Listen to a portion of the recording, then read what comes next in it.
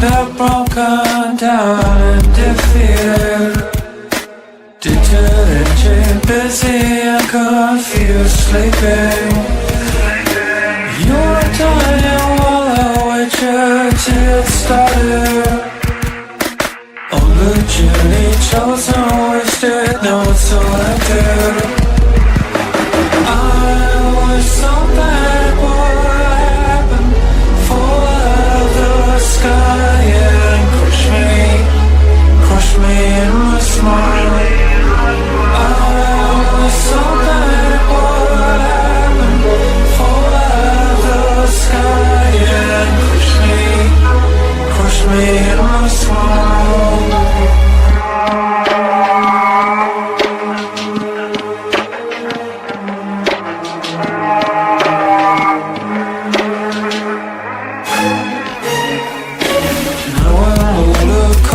Silver sand jaded, then upcoming, they're broken down and defeated.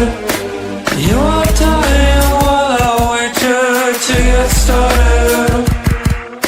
You are dying while I wait to get started. I was so bad, what happened? Fall out of the sky, yeah. Push me in my smile. I was so bad, what happened?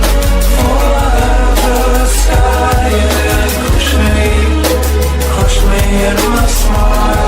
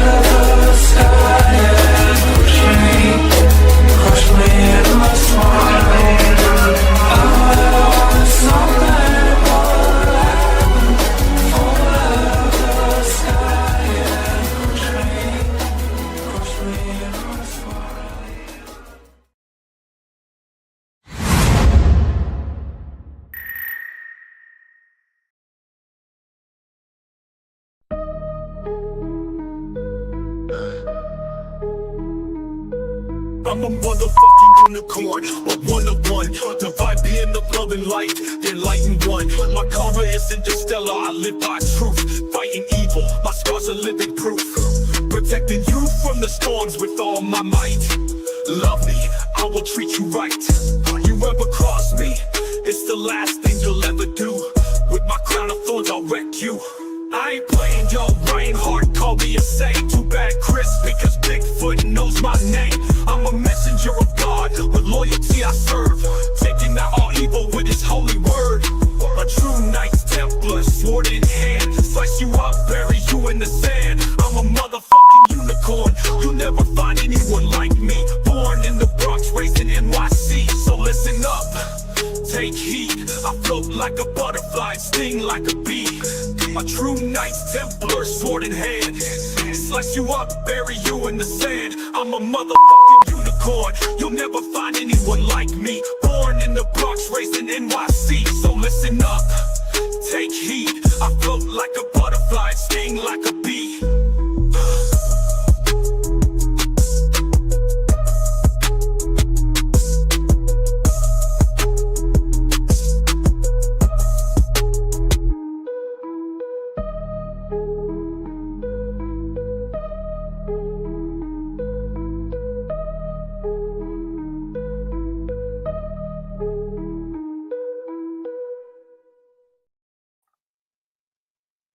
Hi, everybody. I don't know what to say.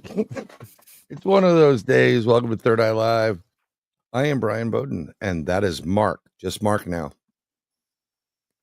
Mark O'Houlihan. Yeah, I reached the status of being like Cher. I'm just Yes. known by one name. And that's all thanks to this show. I think you should like either reverse the K, like backwards it, or the R. Or make it, no, this is even better. Make the M at symbol RK. That's it. it right now. We're still working on Mark's drawings are legendary, and we're going to have a contest. Which one goes on a t-shirt? I am not kidding. We're going to put it up, and you're going to get to buy t-shirts designed by the artist formerly known as Mark Eddy, Mark with the asterisk. Yeah, and because I still can't bathe at my house. Look at this. It's like 2 days of Oh my God, are those beard growth. whiskers? Mm-hmm. I got to tell Craig next Wednesday. I called Craig, and I didn't know he was on. Craig was, and I think our guest C.L. Thomas may have been on the beards. Am I correct? No, maybe. I don't think so. Oh, okay. So Craig had a show called the Three Beards Podcast, and I was on as many times as a guest. And then they said, "Hey, we like what you say. Come on as a co-host." And then everything went to mayhem, and it was fun. And we almost got pulled off the air because one of my guests said everybody should kill themselves, and Craig was like, No. you know, no. And then he said, Metaphorically. Three Beers Podcast is that's the guest. So I kept that soundbite right there. Metaphorically. And then as soon as he said that, I was like, "Hey, Jim, tell everybody where they can find you." And Craig, I thought his head was going to explode. But we have a lot of ladies in the chat tonight, which I like. I'm surrounded by ladies, daughters. And I will tell you, my dog, I mean, we got a dog, and we got an Australian Labradoodle about a year ago for both my daughters, and he's cute and whatever. It's like a human, like gunned doll.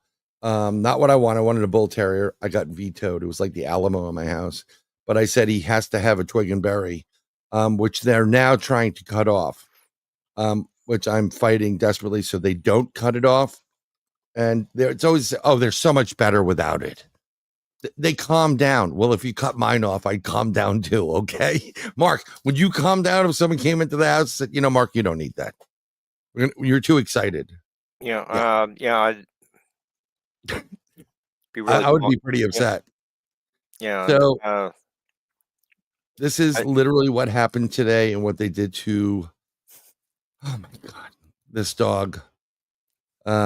His name is Simon. Actually, his name is Simon Duke of Hastings. That's his official name. This is what they did to this damn thing. Yep. Happy Halloween, everybody. You could see it in his eyes. He's pleading for help.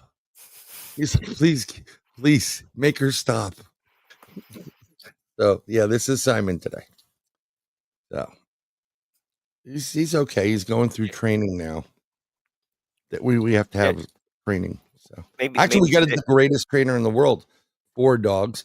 Her father, her name is Babette Haggerty, and I've known Babette probably almost all my life, way back in the New York side, because her dad and my mother, and they were all into dog shows. Her dad is Captain Arthur Haggerty. He is the official trainer. He was the one that brought Schutzen training to the military. He is ground zero for all that Cesar Milan and all the other training shows. And he was a ginormous man. It was seemed like he was 7 feet tall, big boy. And then Sweet as sugar, actually. Really, really great guy. And then he went into the movies. So he was in Married to the Mob, and you see him in the opening scene, and it was great. But Simon's been going about 5 weeks of training, and now he's a court reporter. No, he's not. But that would have been fun.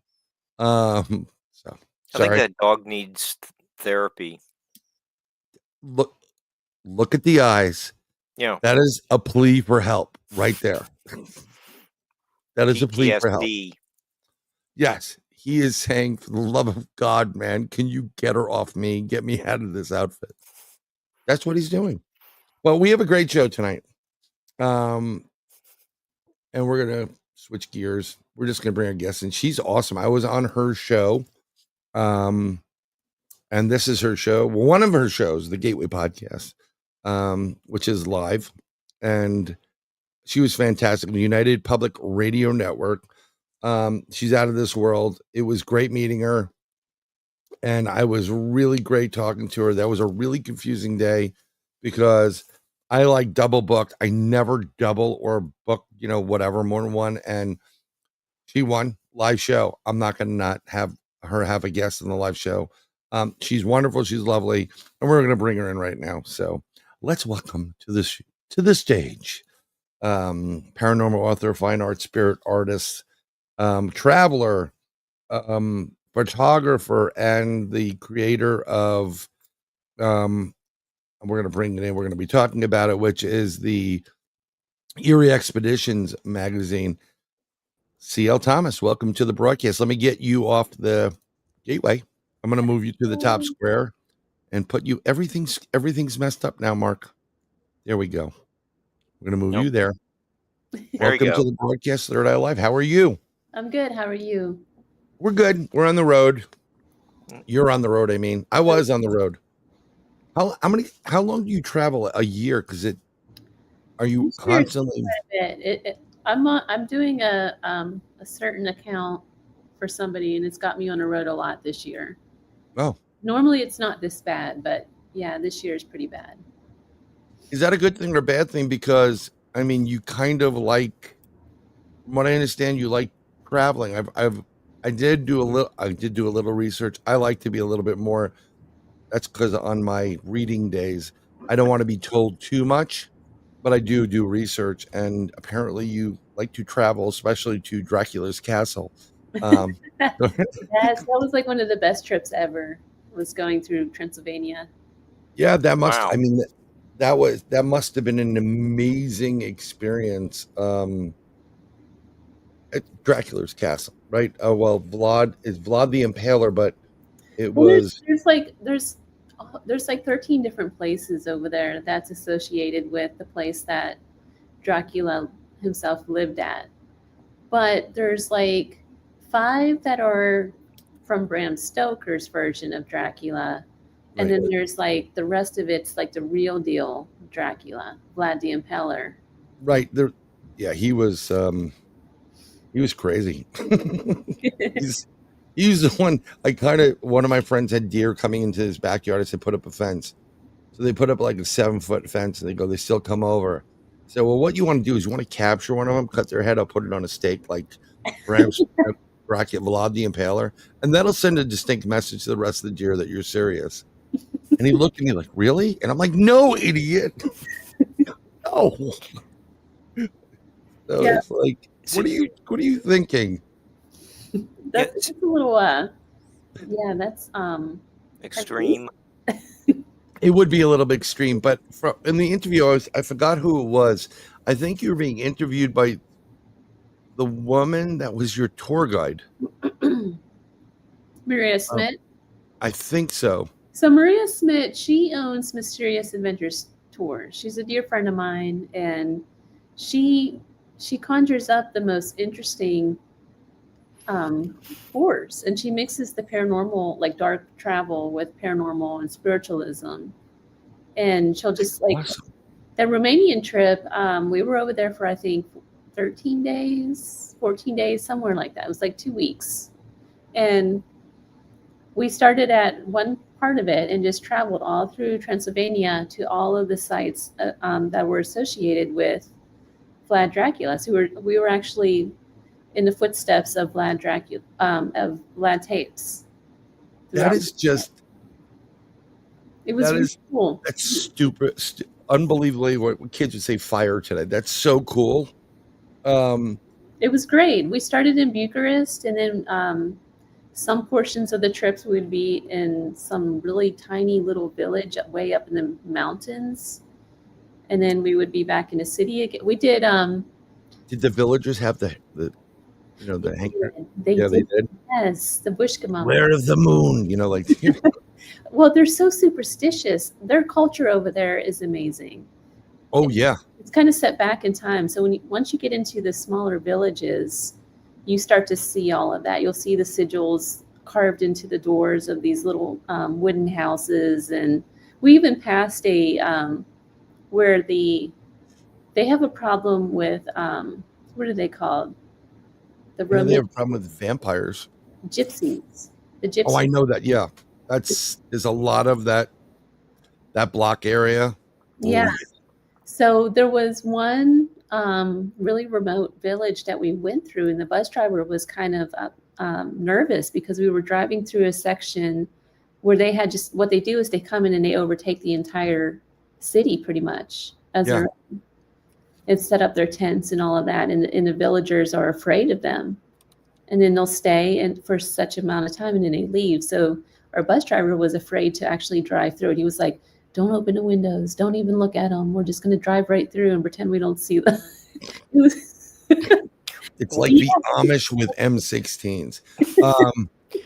No, it's a real problem there. Mm-hmm. Because the gypsies are not just they're grifters. I mean, so my former father-in-law was Hungarian, and I made this stupid say something about being gypsy, and he was, I ain't no fucking gypsy. He got pissed because they have a notoriety to them. They're everywhere, and they just come out kind of like monsters or something in the paranormal. They steal and they grab and they pickpocket and they do such terrible things, and then eventually the villagers get together with pitchforks and fire. Kill them, go to the castle, and they kind of shoo them out, But wow, that is so cool. Sorry, I didn't mean to interrupt you, Mark. You were going to say something, and I'll be quiet now. Yeah. What did you think of the countryside of Romania? Yes. Oh, it's beautiful, but there's an underlying darkness to it because the people are so superstitious. They have the stories of the Strigoi and there's other stories about people disappearing in the woods. They do not go out after dark. It's a cultural thing. They will not go out after dark. Did you go to the Hobochku forest? I did, yes. We went there at nighttime and did an investigation. It was pretty intense. Crazy place. I haven't been yet. I'm putting up something that everybody's going to want to be interested in if you go to erieexpeditionsmagazine.com. This is her magazine, and I believe it's travel related, and then the weird, like you're just talking about right now, the weird place like Romania. Did you do an issue in Romania? The very first issue was all about Romania. See, I mean, can they get backdated? What is can they that get old? Unfortunately, is out of print. I'm thinking about. Why did you do the electronic version? Good seller. Yeah, the electronic version of that one is still available. But the good thing about the magazine, the way it's set up, is that it doesn't go from month to month. It never expires because of the stories in it. So they'll be relevant. They're kind of like collector's items. I think that is the coolest thing in the world. One of my buddies used to put out a hard copy magazine called The Working Tools as a Freemason. I wrote for that a couple different times, but this is a really cool magazine to have if you're traveling. Like get the magazine, subscribe to it. It's very reasonable, and you're going to read about all these places and get off your rears and go take a trip. That's, I mean, what of all the things you do, you've written books, You do spirit. We'll get into all these little things. You do lectures. Is this like really more of a passion now because you get to do the traveling, you get to write? I mean, it's like seems to encompass everything you're doing. It does. So the magazine really does. It brings out pretty much everything. I started out in magazine work when I first graduated college. And so it wasn't very, I did a lot of work for Garden and Guns and, different stuff like that. And then I was the managing editor for a medical magazine, which isn't really that artsy. I worked for country music and did a lot of stuff for the CMT stuff too. But the magazine really kind of allows me to fill that creative hole, I guess, that I love to do. Well, because it's yours. I know you have because I think I've heard it, and I think we discussed a little bit. You have a variety of individuals that are kind of known, contributing to this. So some of your favorite individuals could be authors of stories. Hi, Wayne. Wayne's here from Michigan UFO Sightings and Paranormal Encounters podcast. He is a teacher along with his wife, Michelle. Great guest right here, Wayne. C.L. Thomas. Go up this way. I got to remember what it is. You're going to love her. But I love the fact that you can do you plan trips during the year that are going to, you just wrote, hey, Garth. I stayed on my keys, man. I stayed on my keys. That's what happens when your name is Wayne. But do you plan things like, hey, this year I'm going to go to, Belarus and watch large bears on a tricycle, or kind of. So the bigger trips of like overseas, that takes quite a bit of planning. So I am planning on going back to Romania, and I'm working with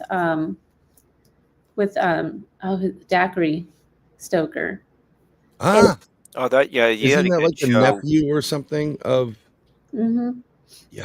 He's going to help me. He knows a bunch of people over there, and I want to go solo and see some more stuff that I kind of missed. So he's going to hook me up with them to be able to stay in the villages and things like that for a little bit longer.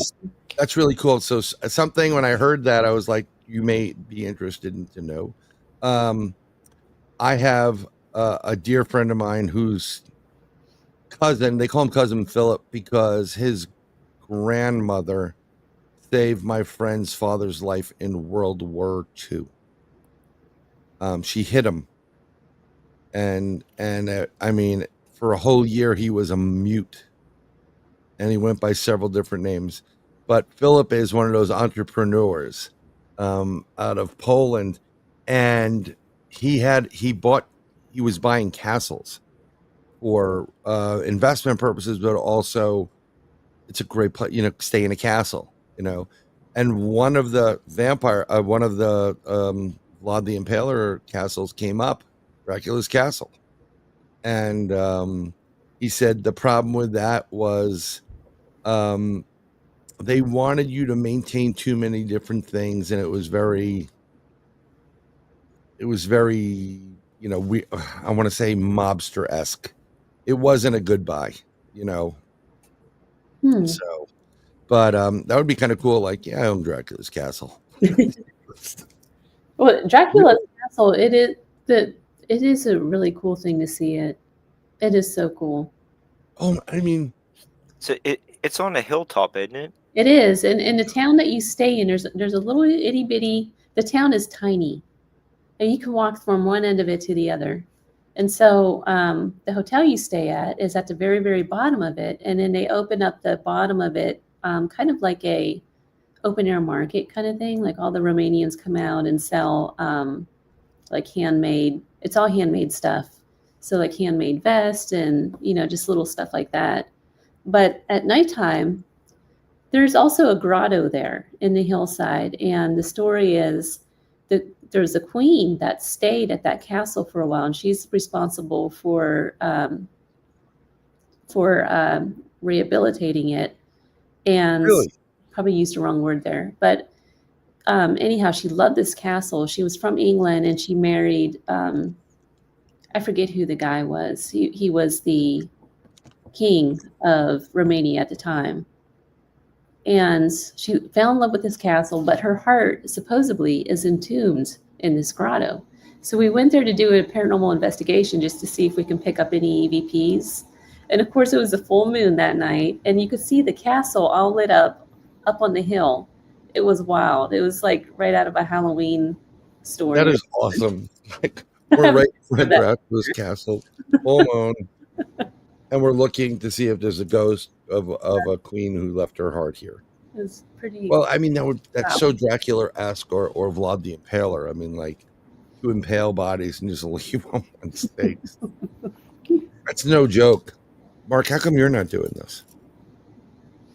There are a few people I'd like to. But I don't want to say that because that might be another show.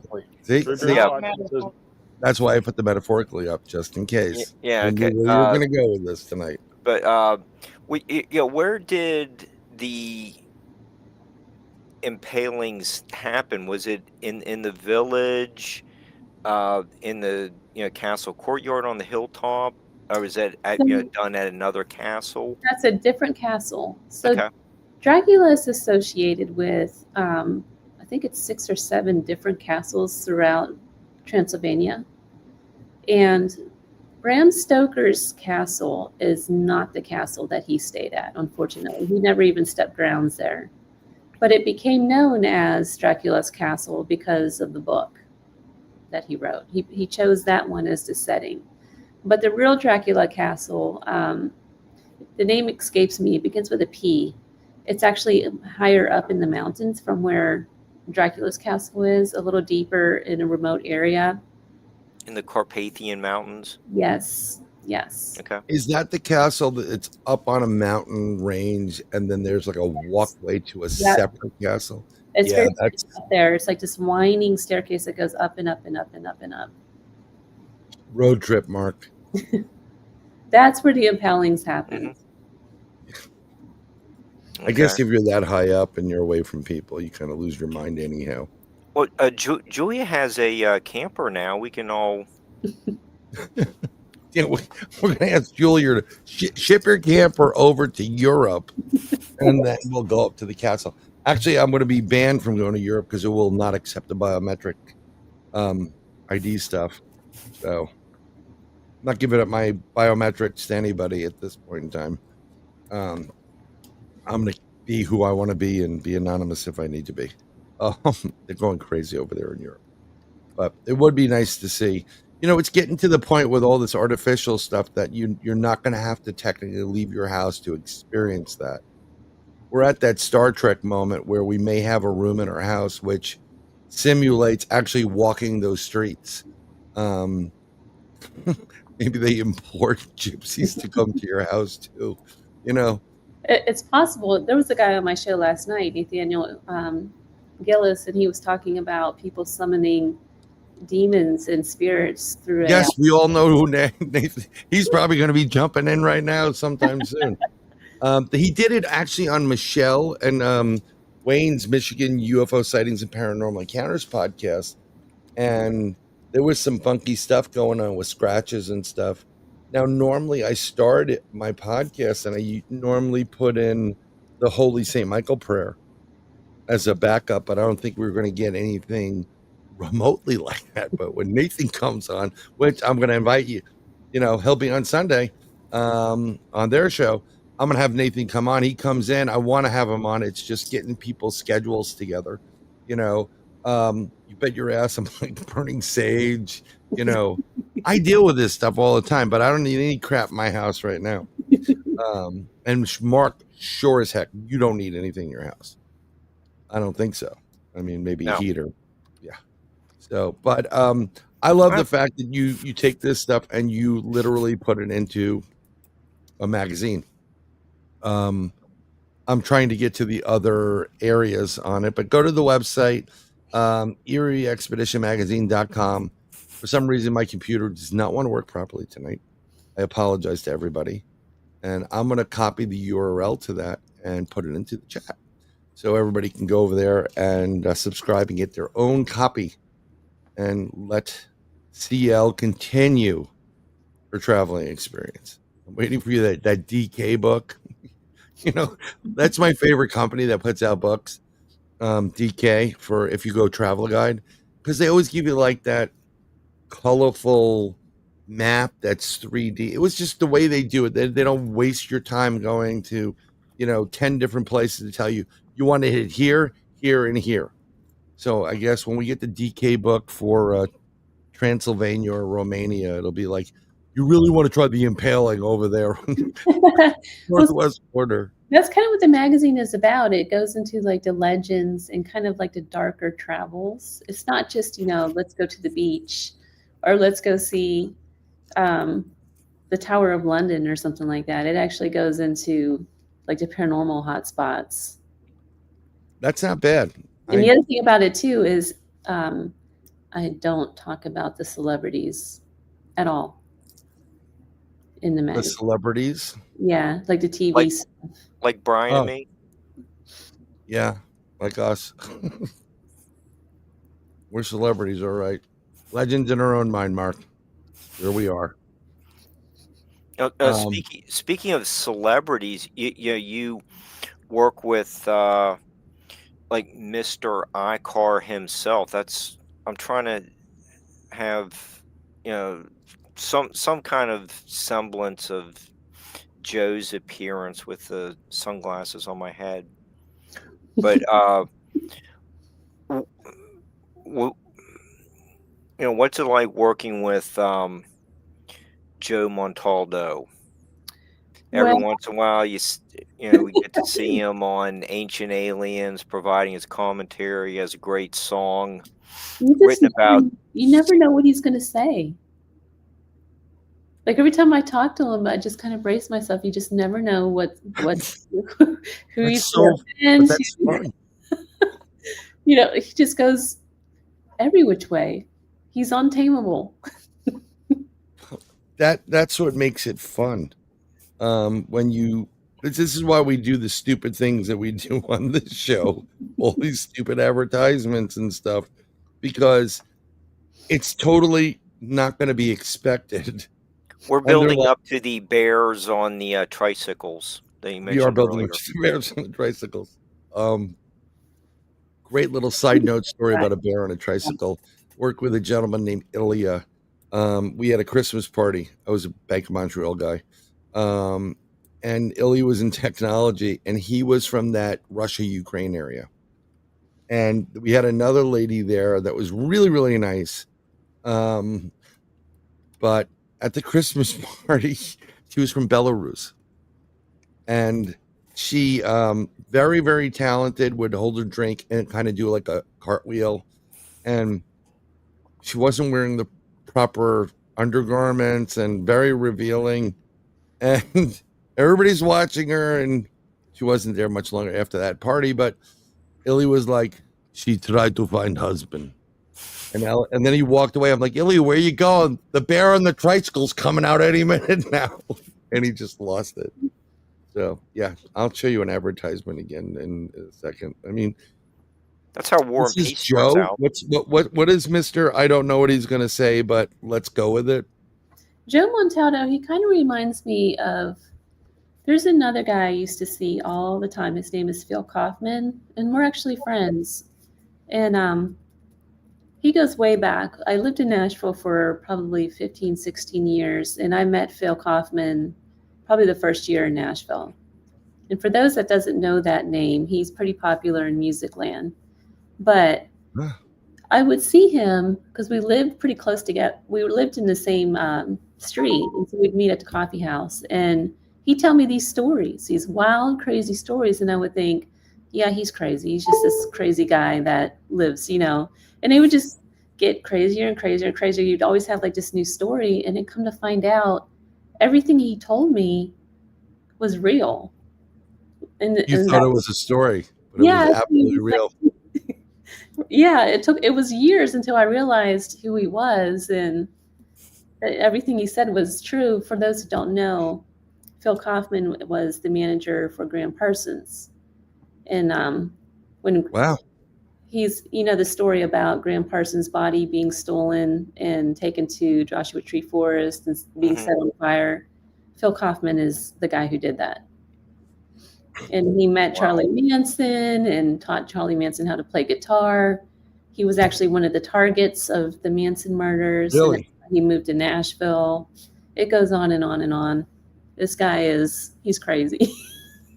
But it's a good thing, though. Yeah, Joe Montano kind of reminds me of that, though. Like every time I learn something new about him, I'm just like, just blown away, basically. I mean, the Graham Parsons story is like, that's legendary, underbelly of rock kind of story. Oh, yeah. Yeah. Did he go to jail for that? They could not charge him because at the time there was no law referencing that.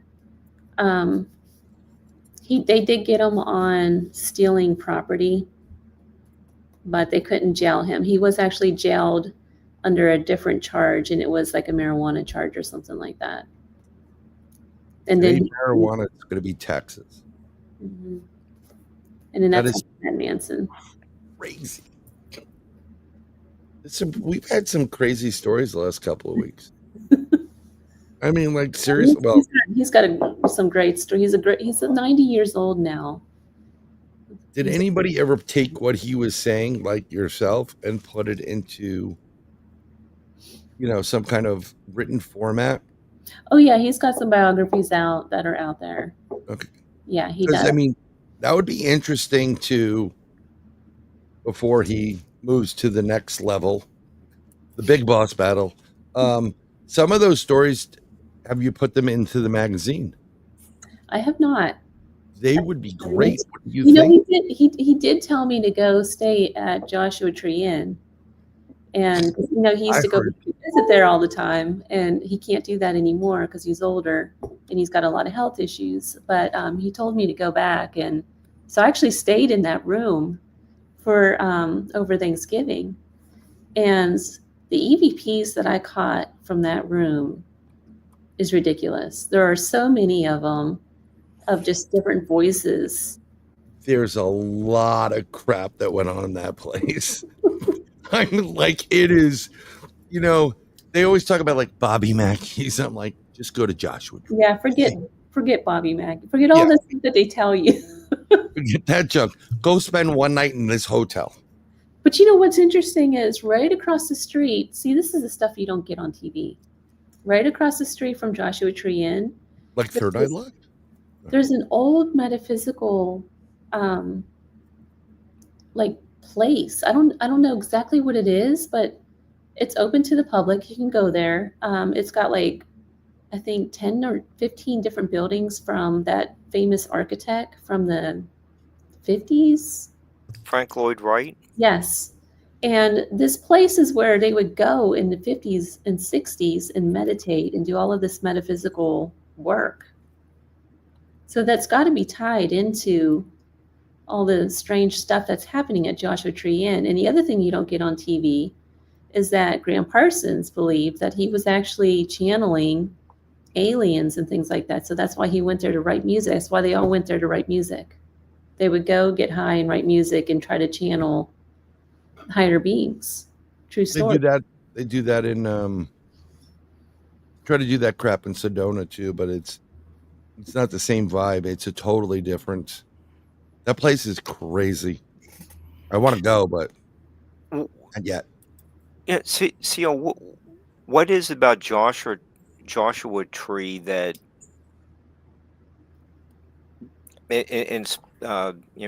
brings out the muses? It's got an energy to it for sure. It's got, I don't know, you just feel it when you go there. It's just different. And it's not a bad feeling. Like, it's not scary or anything like that. Well, it can be, but it just has this vibrational energy to it. It's not bad. Just watch out for the devil worshippers. You're good. Just stay on the left side of the road. Yeah, no, I'm not sure, but I think that someone was talking at one point, and I'm not positive about it, something with ley lines and weird type of anomalies that do appear within the area. So it must be a source of energy coming. I'm not going to say a portal, but something that draws in that energy and holds it like a capacitor, and just you kind of resonate with it. Because I think on your show we talked about the gateway tapes. Mm-hmm. That's an interesting little treat right there. Try doing them out in Joshua Tree. Yeah, take them out to Joshua Tree. I never thought about doing that, but maybe I should. Yeah, it's that whole area is like that. It goes from Joshua Tree. There's a little town right next to it that you can stay in, and it's got a bunch of healing spas and things, hot springs. Yeah. And then it goes all the way out to like 29 Palms. That whole area is just really strange like that. So you when you get thermal vents, that kind of energy, and then you get energy from the atmosphere mixing in with some weird wind anomalies, you don't know what's going to be, pumping out there.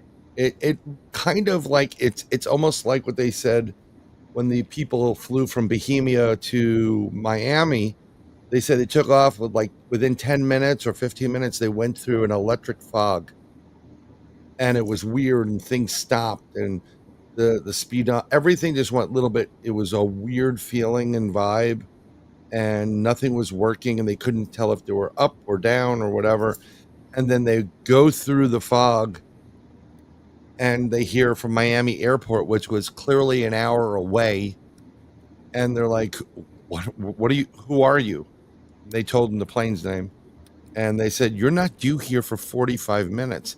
And they only took 15 minutes. They took off, they got into this fog. It was a 15-minute trip, and they were back. They were in Miami in 15 minutes. So the same thing happens around, Joshua Tree, Yellowstone, all these areas. You ever hear of the story about the ski patrol class in upstate New York? I have not. Okay, so they were doing a ski patrol, I guess, class on how to rescue and whatever. It was open to other areas where you would be a ski patrol person and go. And a guy from Canada went, and all he had on with his ski patrol outfit, his skis, and his helmet. He didn't have his wallet. He didn't need it. They were staying there for like a week or something like that. He's coming down the mountain by himself. He goes, there's some weird weather here. I'm coming down. And the guy disappeared. Literally off the face of the mountain. They sent, for days, they sent dogs, they sent helicopters, sent people up there. Couldn't find him. His wife eventually gets a phone call from him, a collect call from California. He says, I don't know how I got here. He woke up. He was on the side of the road. He's like, where am I? It was hot. Walked into a place, called collect from like a bar or a site, like something off the roadway. And they flew him back. Like they're looking for you in New York. And eventually he went back there, and they were questioning him, but he had no way of getting on a plane or a bus or anything. It was with like 2 days or 3 days. He has no recollection of it. The only thing he noticed was it's a weird weather anomaly popped up coming down the mountain.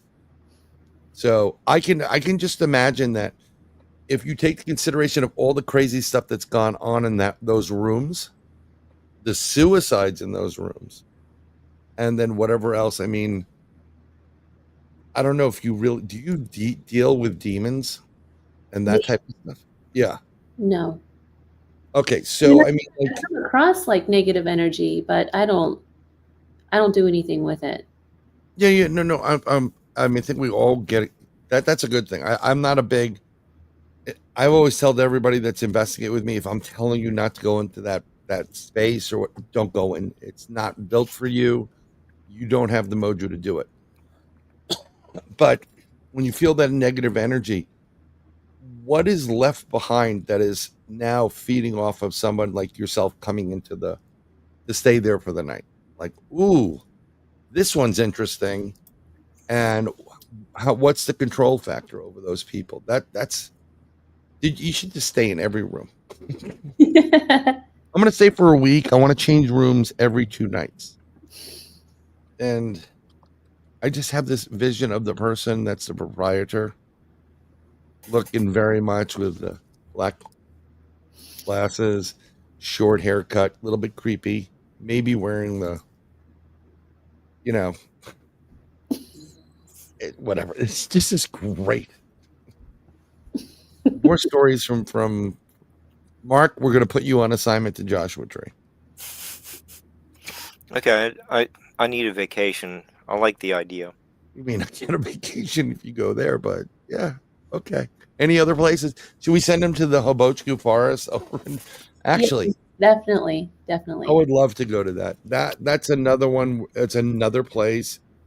Actually, I knew about it, and then I remember when Josh Gates had his first TV show about the paranormal, and they went to the Hobochku Forest, and I'm watching it, and I was interested because I'm into that stuff. I loved watching it, and I remember Evan, their cameraman, he's sitting down. I'm looking at him, and I'm like, I know him, and everyone's like, yeah, you know him, right? Like, no, I know him, and I did. It's Evan B. Stone. I grew up with him in my neck of the woods in New York. I do know him. He was a guest on our show. He's Josh Gates, principal of director of photography and video. Him and Bryan Weed. But they always ask, I didn't ask the question because, why do you want to be asked the same damn question 50 times? You've answered 50 times. Sorry, I'm just looking on the side thing. But it's like, yeah, it wasn't really scary. It was, I got lifted up. Okay, next question, Wait, so, they got lifted up? He's sitting, so they did this solo session where he's there sitting on the ground, and Evan he's not super tall, but he's Americanized. It's a little bit on, he's married, had a couple, a kid, and a little bit on the heavier side, not like overweight, but, bulk.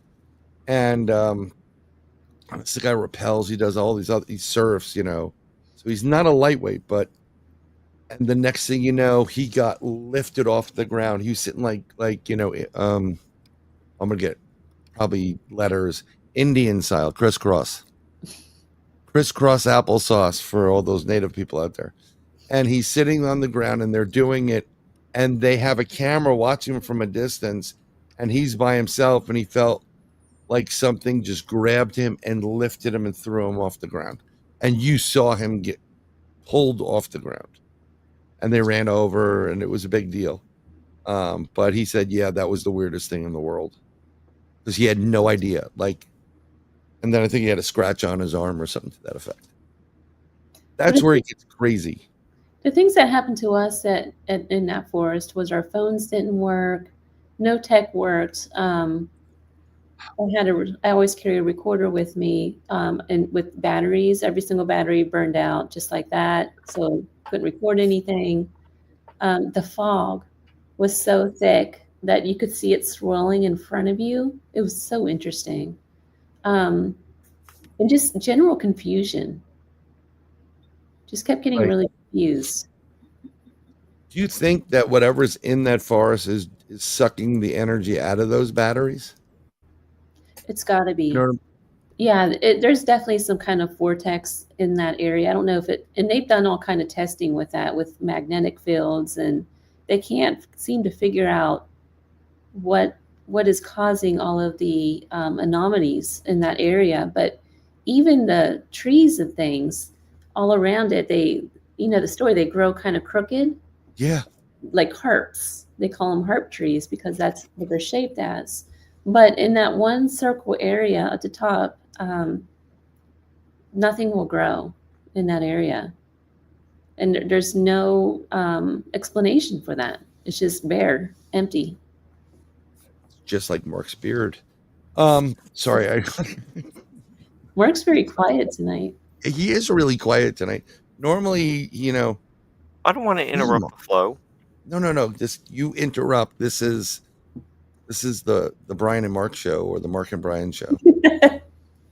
9 out of 10 women surveyed. You want me to play the video? I will. They had an advertisement.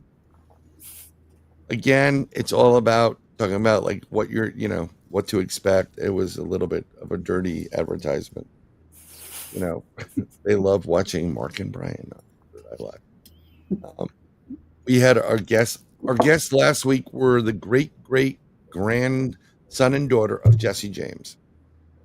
Wow. Now you should probably talk to Daniel and Teresa and have them write for that, because I'm sure there's some eerie stuff that went on in the Wild West. See, now we're cross mingling, and it's good. I don't know if he made it this far west. I know he was in Nashville. Yeah, he was in a lot of places. They were in Huntington, West Virginia, and if I can find what they took from the fellow citizens, I want it back. You want it back? Yeah. Teresa, where is it? She's not here. I'll send her the archive. There's send her the archive. houses in Nashville that's attributed to Jesse James. One he was born in East Nashville, and the other one is where they hid out. He hid his family there when he was on the run. There's so many different stories, but what was cool about the Jesse James story was their mother was the one. You get told these stories from family members, like, you're related to Abe Lincoln. You're like, how? Or they'll just come up with something. And these are stories and tales told over and over, generation to generation. Well, she finally, investigated it, and she found the truth. They are legitimately the great grandchildren of Jesse James, who they knew as Jesse L. Colton or Courtney. Was it Courtney or Colton? Courtney.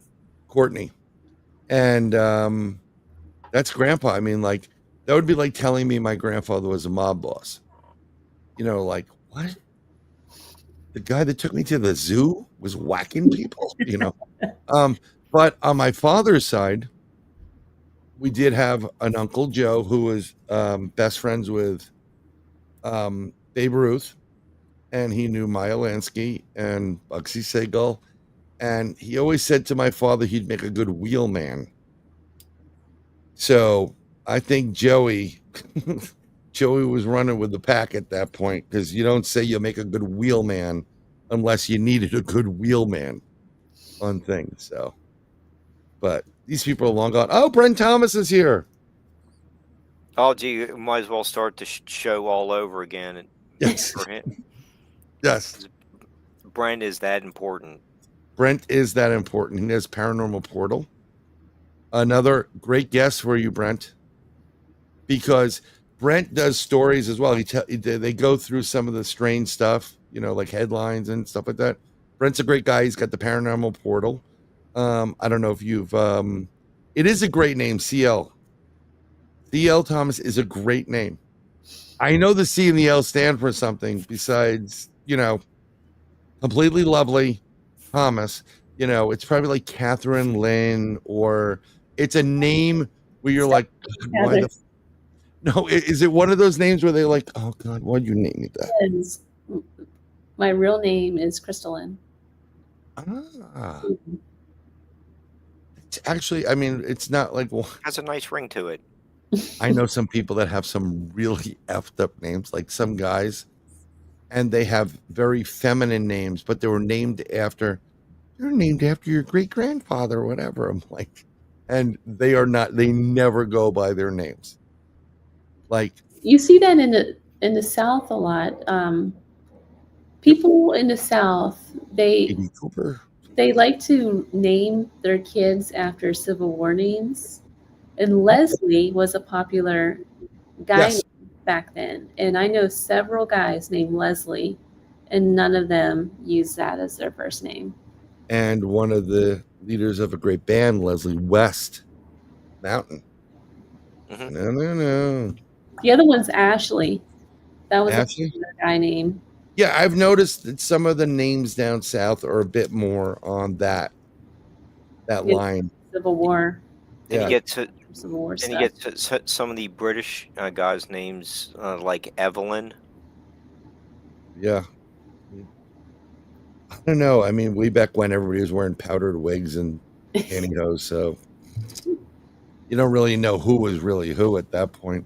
Have you been to Gettysburg I have on not. many trips? That's one of the few Civil War places I haven't been to.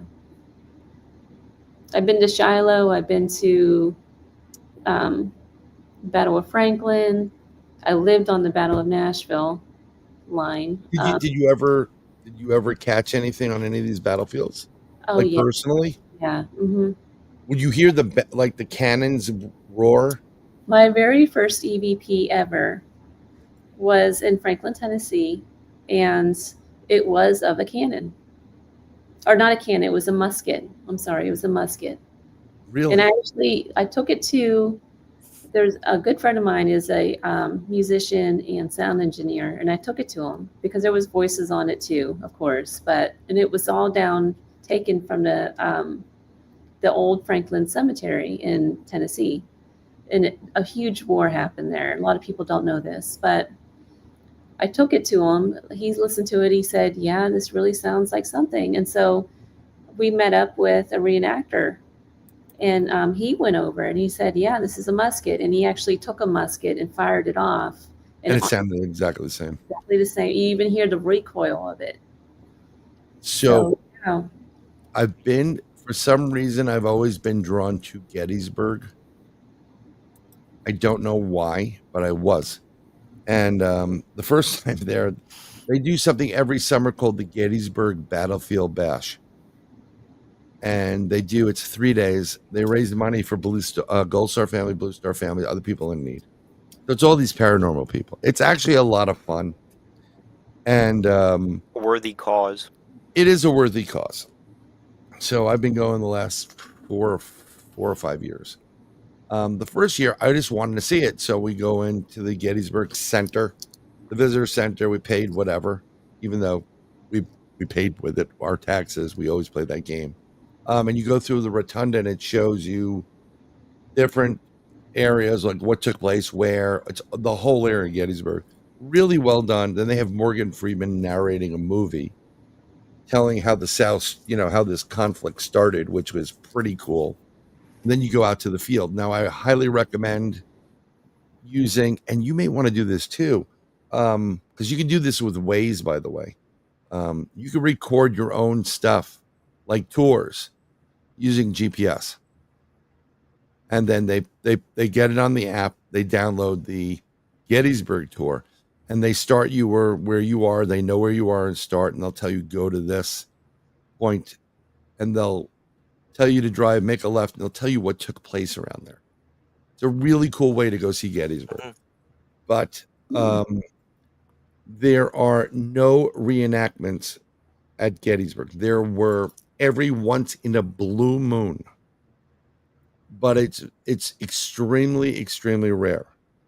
So if you're at Gettysburg and you see someone in period costume, you are actually seeing the apparition or the appearance of a ghost from the battlefield. So it's definitely worth the trip.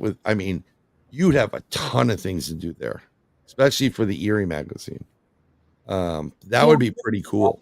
Somebody else is always trying to get me out there. I just haven't been out that way yet. I'll get there eventually. No, I mean, like, take your time. But I'm saying that if it would be kind of cool to go when that event is going too, because there's a little bit more going on there. You cannot use any paranormal equipment on the field. You will get arrested immediately. Really? Oh, yeah. Wow. Why? But someone is a spirit artist. Someone draws, you kind of have abilities. So draw on your abilities. I've seen some stuff in Gettysburg that I do the remote viewing. We've had that before. And a lot of the stuff you get in your mind's eye. And I went out with a friend of mine. she's former military, and her son was in the back of the car. We pulled up to this one section where there's a house with a stone wall on my right and a big oak tree. And then to the left is a wheat field where a lot of the battles took place. And some of the barriers are still there. And I said, I want to try something. So I played, I think his name's Callie. Not DJ Khalid. That guy's a pain in the ass. He needs to go. He did the Battle Hymn of the Republic. Did an amazing job of it. My eyes to see the glory of the company. But the way he did it was amazing acoustic. I opened my door and I started playing it. A black cat appeared out of nowhere on the right. Actually, I didn't even know about it until my friend's son goes, that black cat just appeared out of nowhere. And there's a black cat on this wall, and it's staring at my car and us, where the music's coming from. And then I started seeing on the left-hand side, the wheat on the right that you can still see was bent. There was wind blowing there. It's the same wind. I could feel the wind. But for some reason, the wheat was straight up. And when I looked in there, she's talking to her brothers and sisters of arms because she was in the military. Now, they probably wouldn't have accepted her because she's a woman. Mm-hmm. You're exactly right. Right. But I'm not going to say that to her because let's go. I love you to death as a sister, but I know you just like start throwing hands. But I literally, as this song's going on, I started seeing soldiers literally popping up of foxholes and like, where's that coming from? It was the weirdest experience I had at Gettysburg. I did not need any type of equipment. I just used whatever senses I have and whatever gifts and abilities. And everybody just stopped doing what they're doing. It was at sunset. It was kind of cool. As Michelle just said, Gettysburg is another place you're going to love experiencing it, but it's out of this world. Sorry, I have to answer this question. Have I ever remote viewed people from the chat? No, I have not. Your business is your business. I will not remote view or read anybody that does not give me permission to read them. They got to ask me. I'm not going to read. I said it before. I have 2 daughters. One's in college now. One's not. One may not make it if she keeps up. 13. I remote view her. I read her and her friends all the time. I have to. And she's intuitive too, so it's a little bit freaky. But go to Gettysburg. You don't have to stay. You don't have to see all the sites. Like pay to see all the sites.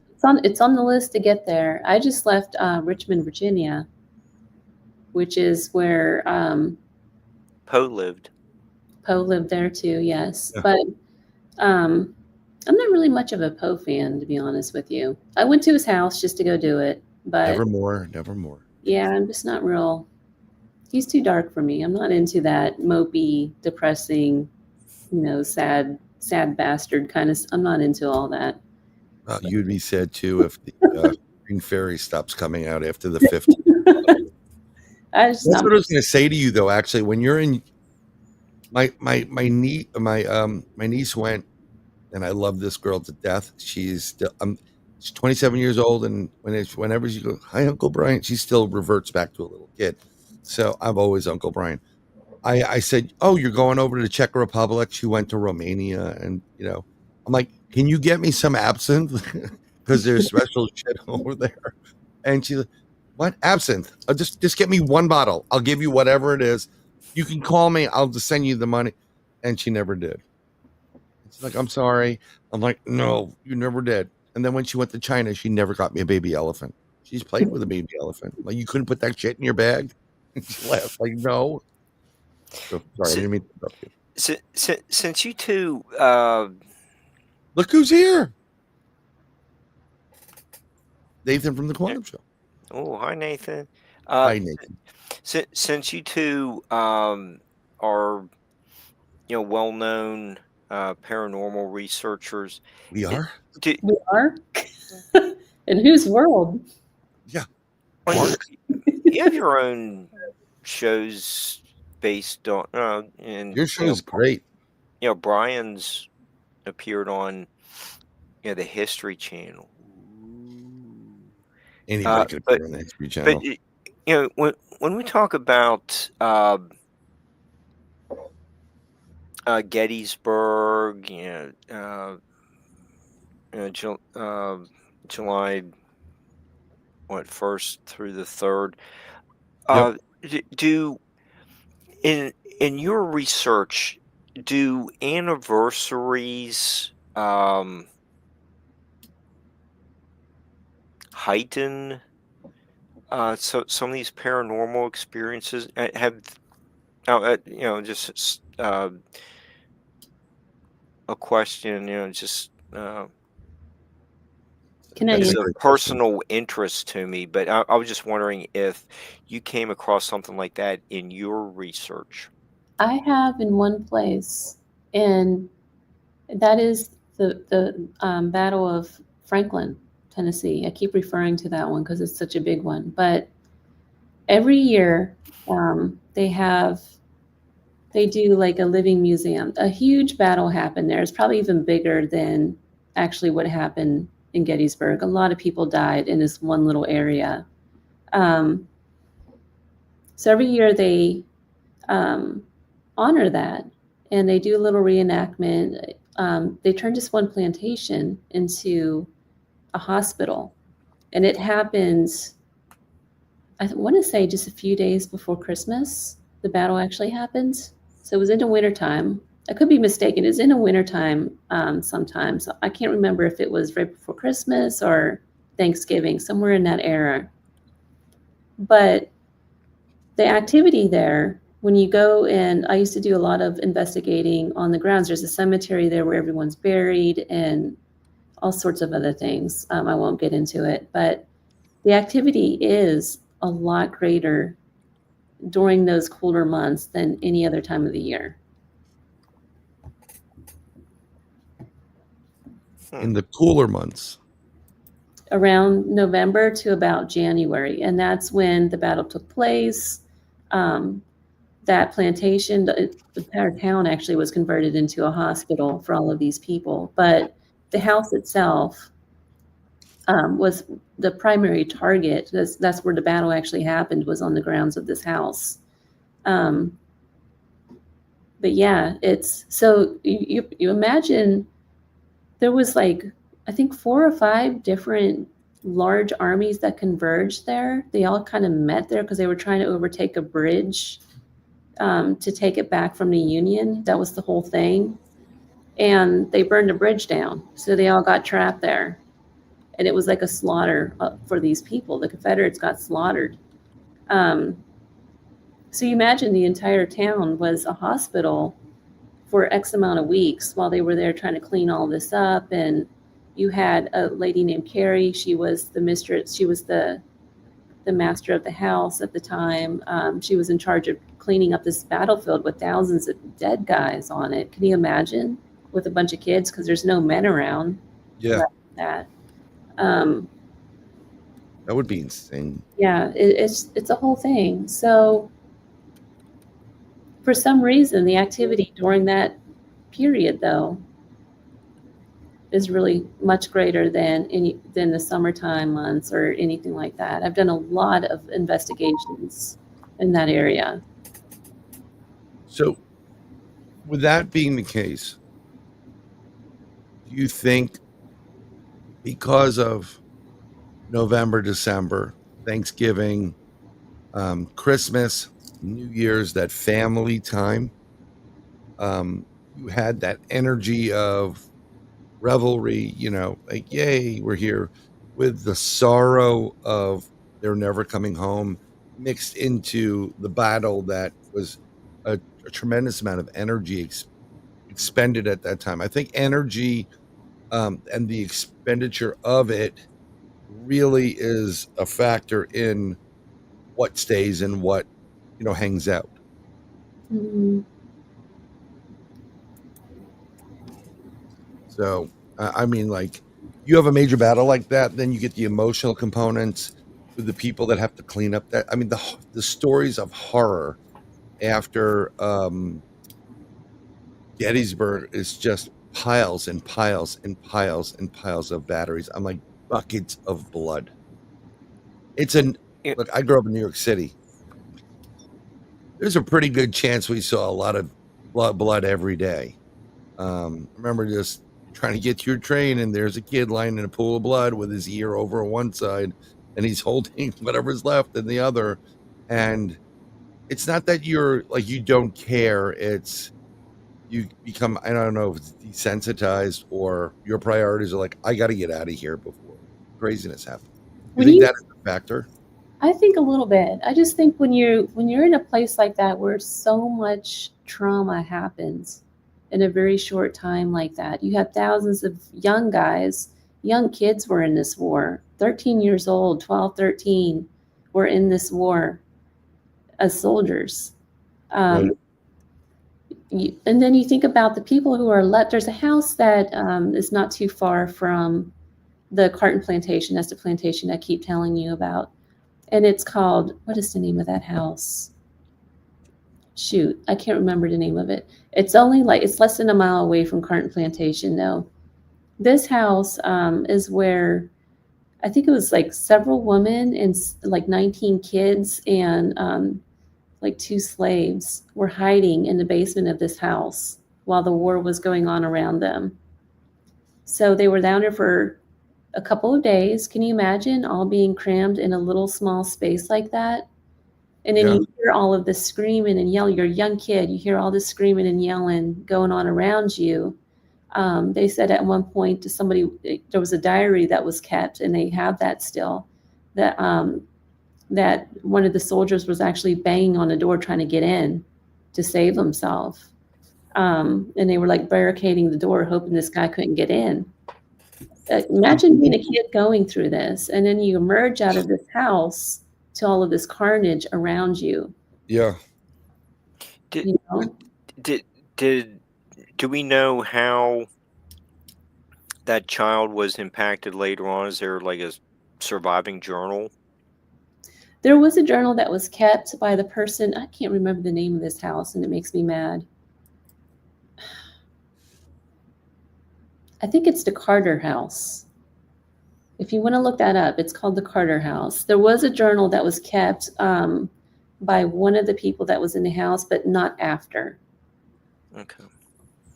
So they're able to tell, like, how they got in there, how they ended up in there, the carnage that was going on, and, what they heard, that sort of thing. But then after, there's nothing. It's the Carter House, and the plantation is Carton Plantation. There's a lot of stuff that happened on those plantations that is just. But I guess my point is, though, if energy hangs around in a place long enough, right, you have that much anguish. You ever been in a room where 2 people are fighting and then, and then you walk in? Think of that times a couple. 1,000? Yeah. Like intense. Yeah.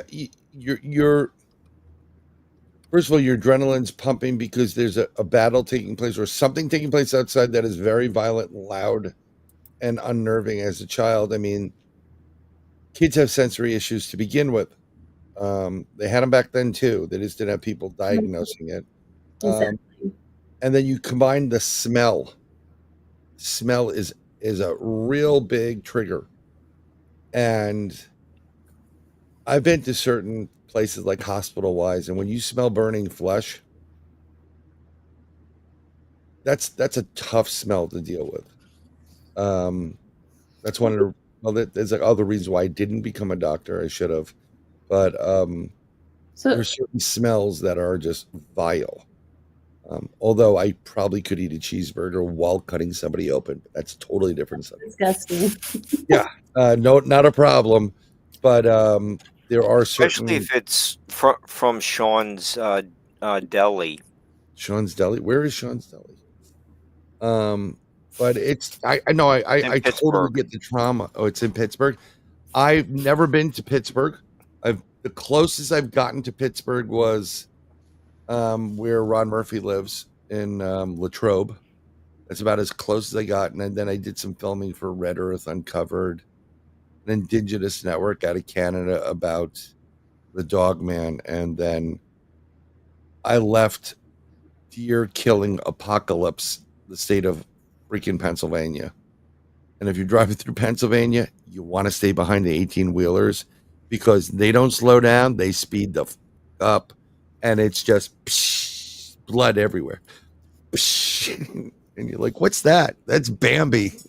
I mean, there's no joke about them slow. I've never seen so much blood in my life driving on a highway. Everything. I mean, it's crazy out in PA. It's really crazy out in PA. But someone actually brought up something, and this goes in line with what you just said, CL. Said, just curious, and I wonder if someone has ever had experiences at Ground Zero of 9/11. I can tell you I have. That's another smell I never want to smell again, because the bodies that were exhumed from there were kept right next to my office on 24th Street, right across the street at the Armory. And we had people come up from 7 Times Square, 7 World Trade. We had a building down there, and there's this, I can't describe the smell, but I know people that worked in law enforcement down there, people that weren't in the cleanup or any part, but they went back to the area, and you will hear stories of people hearing popping sounds all over the place.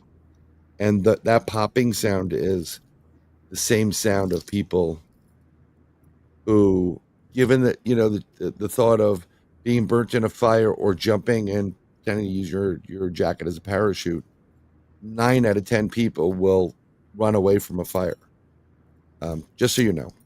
So, and there is stuff that goes on there still. And it doesn't help that every year they read the names off, they peel the Band-Aid off the wound, and they read it over and over again. And I'm not saying not to honor the people that passed away, but sometimes when you put energy into things and you make it a burial site, it brings extra energy to the burial site and you get side effects. Have you experienced that in some of your travels? Yeah, it is because everyone's bringing their own energy element into it. It's weird when they do Not that. only do you have that tragedy, but you also have everybody else's emotions and things. You know how churches are the most haunted locations most of the time? Yeah. It's because everyone goes there and dumps all of their problems and everything else. There's a church in not Manasquan, Manalapan, New Jersey, and you can see it. They've sanded it, resurfaced it, whatever. There's one section of a pew where apparently a soldier got stabbed, ran through in the Revolutionary War, and he bled out in that seat and died in the church. He went to the church, and people have seen bloodstains on there, and people see his apparition, and it just happens to be in a church. You can go there. I mean, it's almost all daily that you'll see it, but they literally took that pew out, sanded it down, resurfaced it, painted it, put it back in, and the stain still appears. They've put in a different pew that's not the one that supposedly was there. Stain appears. So I don't think it's actually the pew as much as it's that little spot and location. Which is kind of cool.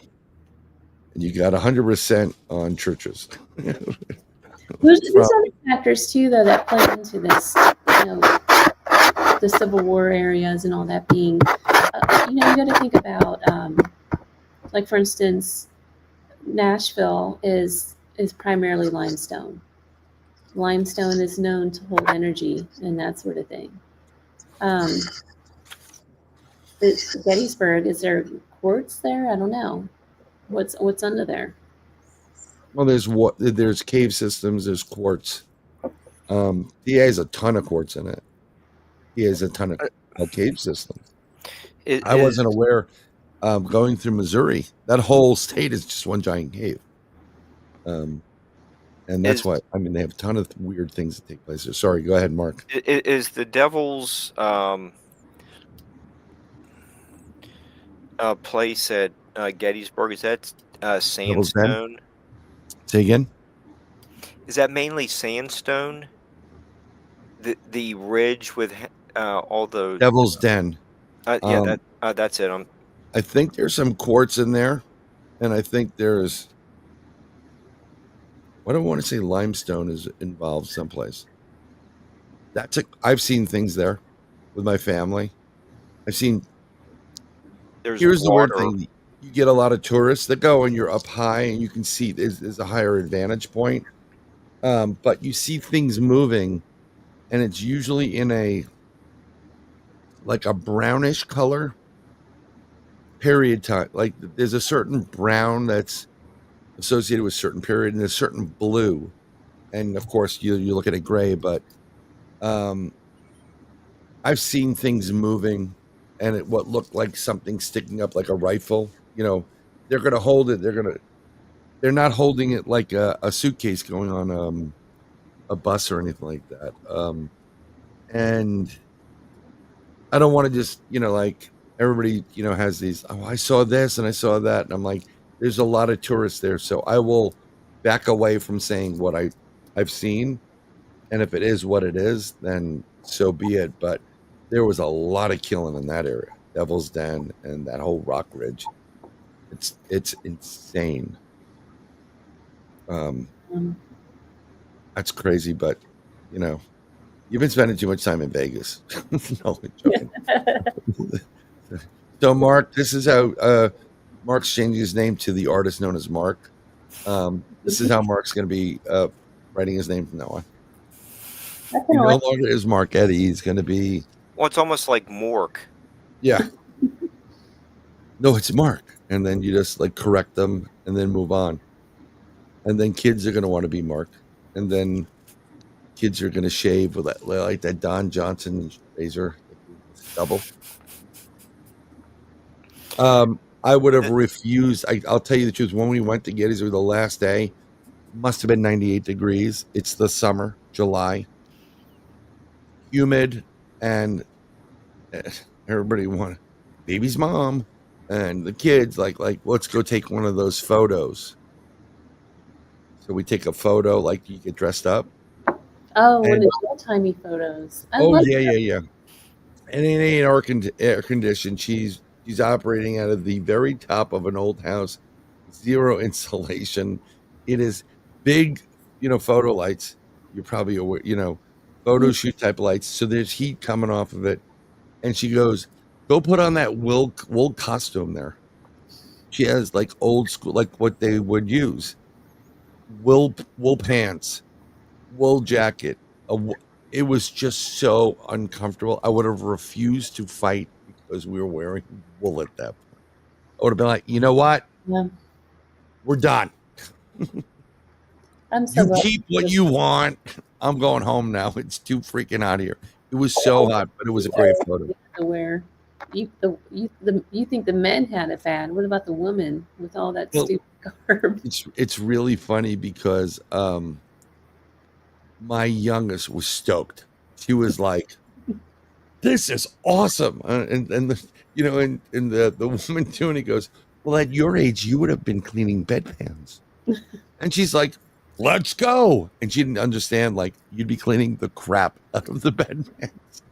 The oldest was like, "Can we take this off?" You can see it in her face. Take this off of me now. She's looking like the dog at the start of the show. Oh my God, yeah. Oh, that dog was so cute. His name's Simon. He is cute. Definitely make him wear that. He's desperate. I know you just lost your dog, and I believe that. I used to dress my dog up. Yeah, but look at those eyes. That's pleading for help right there, folks. I know, but he looks so cute. You know, but what's really great about it,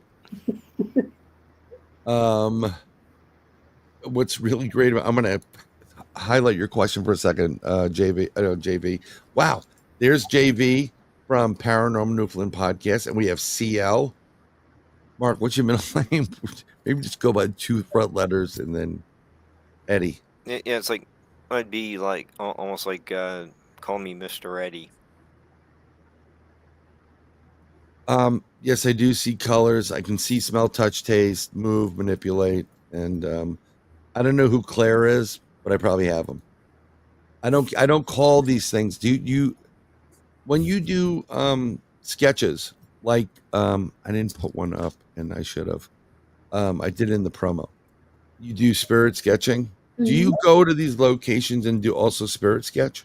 I do sometimes.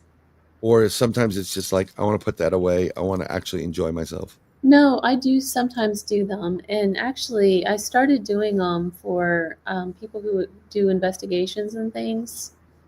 Like, I started doing walkthroughs and just sketching out what I see to give it to the person. I mean, I don't want to be part of the stuff anymore. I just want to go and do that and then see what they get after their investigation. Yeah, I mean, but when you do that and then they show you and you're like, holy crap. Like when you're, I had, hey Rob, what's going on? I had something happen to me. We had people, friends, they were Blondes and Booze. I don't know if you've ever been on their podcast. Kristen and Brandy, they're awesome. They were at Emmaus and I was doing laundry and it just started to connect. I've never been to the spot and I was doing my thing. I told him there's a Bigfoot and I said, okay, this direction, there's a Bigfoot that is walking there. And then you're going to have someone peeking out in this other area near the stack. And I told them all these things. And they literally had that happen. The people witnessed something that looked like a Bigfoot and some other strange object. So we went back there after I did the Crossing Realms conference. We all did a quick investigation of the area. And I remember pulling up SOS on your phone, right? Like, this is the perfect setting for any type of horror movie. The phones don't work. It's SOS, shit out of luck. You're at an abandoned asylum. You hear a wood knot. I mean, like, here we go. We're going to, get crazy. But I stood there and I was like, and they were like, are you all right? I'm like, I'm just taking in exactly, this is what I saw. Never being there before. Everything I was like, it was like confirmation. So when you do those design, I think the graphic behind you of the hooded figure is on your website. Mm-hmm. But that's not a spirit art. That's just regular. Well, that's actually a statue way out in the middle of the desert. Oh, okay. Yeah, that's not spirit art. That's a photo that I took of a statue that somebody. It's a sculpture that somebody made out in the middle of the desert. That's kind of creepy. That's what that is. But no, the spirit art. So it's hard to explain. So mediumship seems to work differently for different people, right? Some people will be able to talk to spirits one-on-one. They walk in a place and then they're talking to old Joe over there, about alien this, X, Y, Z, whatever. They come out with a whole story. Sometimes I hear them, but more often than not, what I see are like flashes. So I'll see the person standing there. I'll see the way the room was at one point, or the house, or whatever it is I'm looking at. And so and a lot of times, like the way I see it, it's hard for me because it's so much at one time. It's hard for me to put that into words right away. So I have to try to sketch it out. It helps me to remember everything I saw, and because it happens so quickly. So I'll sketch it out real quick, and then, I'll meditate a little more, try to connect with that spirit, and that's how that works for me. That's the best way. Like, okay, for instance, and I don't have the sketches with me, unfortunately. I went to Biloxi recently, and I walked down this hiking trail, not even a paranormal investigation of any kind. I didn't even want to participate in anything at that point. But I came across this house in the middle of the woods, and it was part of an old plantation, you can tell. It had the street running down, and the trail runs right down it. So this land is now commandeered by the state, and it's state grounds. But at one point, that was a plantation, and it had those old trees that kind of hang over all over it, and it was all grown up everywhere. The house had the windows busted out and all that sort of thing. But I saw people hanging out of those trees. And immediately they were like surrounding me, telling me to get out. It was like a big group of them. And I didn't know what to make of it. It was like kind of scary. It was the first time I was scared in a long time of this stuff. So I turned around and left. Came back the next day, and I started sketching out. And I had some dreams with it too along the way that night about it. But I was able to kind of piece together that kind of what happened, what I think might have happened at this area. So I guess that's what it is for me. So I saw like it was a plantation at one time. It was given to these people that were freed, and it was their land. They were raising families. They had a church there. It was theirs. And then at some point, it was taken off of them again. And somewhere in the 50s, there was like a bunch of lynchings and stuff like that happened. So it was like over time, it overlapped. It's like a full circle. Yeah. And I've been in, that's really similar. And while we're on that subject, well, kind of, I'm going to put this up so you can probably answer it. C.L. Thomas, what is the most impactful investigation you have witnessed? One that really touched your heart in a beautiful way. Oh gosh. It probably has subscribe to our magazine and you will find that answer up. The most personal, I think, for me, one of the most personal ones for me is it had to have been that there's a hotel called the Silver Queen in Virginia City. And the story is there's this lady there who she was an ex-prostitute, and she haunts men and this and that, whatever. I never really subscribed to the stories that's told over and over. I go and see for myself, right? So I go in, I'm by myself. Nobody's in the hotel when I stayed there. And right away, I get this woman's voice that says, "Get out." And all I had was a camera in my hand. And I heard it audibly, and the camera caught it too. Oh, that's great. You got it on camera? Yes, I got it on camera. So that night, actually, it's up. I had it up somewhere. I'll find it and post it. But sure. That night, I reconnected with her. And it was like such a healing thing, because what I've learned from her story was so similar to my story in regards to relationships. And it was like this big emotional healing moment for the both of us, if that makes any sense at all. Oh, God, yeah, it does. It's like looking for this stuff to be afraid and running out of buildings. That's not what happens for me. It's more of connecting with the spirit, making that communication. There's always some kind of takeaway from it. So that one, though, in particular. That's pretty intense. Yeah, I was going through something with somebody else at the time, and she had a very similar story. It was just incredible in the way it worked out. It's interesting how you can get some answers for your personal life from spirits that are not alive. Yeah. Or we went to this Emmaus place. We went upstairs. There were 2 cells, and I'll let you speak in 2 seconds, Mark. One of them, the little meshy door on it was pushed in from the inside. Apparently, it was like Bad Dan or big, bulky character. Kind of looked like the Undertaker meets something else from wrestling. I could, kind of hard to describe him. He was a little, he was just overalls, sweaty, hair in his face, massive. And they used to handcuff him to the floor. And of all the spots we went to, that resonated. That was like, I felt this guy. I saw him, and I was like, I'd be pissed off too if they locked my ass up to the floor, and I'd be angry, and I put my fist through, And at one point, I could have sworn I heard him say, "You understand?" And I'm like, I understand. I just said it mentally, but it was as if there was a feeling that, like, oh my God, someone gets it. I'm like, yeah, I get it. I'd be pissed off too. I'd let you rip their freaking heads off. I mean, it was because these whole areas weren't always run or operated by reputable people, and they did some crazy stuff there.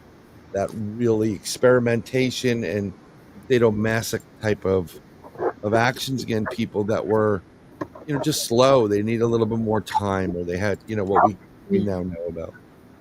So can I share one more story? Sure, you can share whatever you want.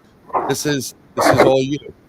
There's one other story where I came in contact with a spirit that was really emotional like that. And I had just sold my house in Nashville and was totally depressed. My house was destroyed by a tornado at the time. So I was selling the property and moving across country. But I zigzagged. So I had my dog, I had my cat in the car, and I just zigzagged across the country and stayed at all these different places. One of those places was the Crescent Hotel. So have you ever been there? No. In Arkansas? I know the name. No. Go for it. It's in Eureka Springs. I was sitting, and this is during COVID, so not a lot of people were around or anything. They have this hillside that kind of overlooks, like the hotel sits on the hillside, and it overlooks the mountain. I guess yeah, okay. Parks, and there's like this big statue of Jesus or something up there. It's really weird. But I was sitting there, and I was just crying because I didn't know what I was going to do. I'm heading to Vegas. Didn't know what I was going to do with my life. Wasn't working at the time. Everything was destroyed by this tornado and then COVID. And I'm just sitting out there crying in this like lounge chair overlooking this hillside. And all of a sudden I see this lady in a white dress appear next to me, and she whispers, "You're lucky you get to walk away from here." And I thought, what did she do with that? And then come to find out, the story behind Eureka Springs is that people were going there to die. They were sick. Yep. And basically being taken advantage of to the point where they were dying. So it was like almost as if she's saying, why are you so depressed? Even though you get to start again, you get to leave. But that means that you had something that was intelligent talking to you. Yeah. Yeah. And I think the spirit world has this knack of connecting with us. And I think a lot of times with ghost hunting and things, we miss that. We're so busy trying to be scared and get this piece of evidence or be on this TV show or this. We're missing that kind of stuff. There's so many messages we miss. I go into a property, I can feel it. We went into a property when I first got there. It's a great property. I only had a problem in one room. I started getting heart flutters. I had to leave the room. And I think that was someone in the room like, I want out. I'm going to try to jump him. And I'm like, no, fuck you, Bart. You're not coming. So I rebuked him. Did see a little kid. I mean, I saw certain things that were like you said, you get these things or glimpses. And it's really weird. I'm seeing and I'm hearing this stuff, but no one else is doing it. Or sometimes you'll see and hear it, and people like, did you just see that? I'm like, oh yeah, I've been watching them for whatever. They get enough power. But I knew going in there were certain people that should not have been on the investigation at the end of it. their constitution was not prepared for what they're going into. And I try to warn people about it. Like a lot of people love ghost hunting. I'm not putting it down. It's fun. It's interesting. Mm-hmm. I do it for research. But when you do it enough and you can communicate with people that are dead, it's, sometimes you just like, look, I want my 5 minutes by myself. I'm getting somebody right now tapping on the side of my head. So, or there's times when you go to bed, and I go to bed late because my brain has to shut off before I can go. And I know someone's standing in front of me. And I'm like, go away. I am going to bed. And they'll try. Like I stayed in Florence when you're zigzagging, and this isn't the same relationship to that. I'm exhausted. I'm in Florence, South Carolina, the halfway point between New York, because I have an apartment in New York that I'm trying to get rid of. God, I wish it was taken in a tornado. And I'm sorry that you lost your home in a tornado, but there's wins and loses. I don't want anybody to get hurt, but it saved me a lot of money.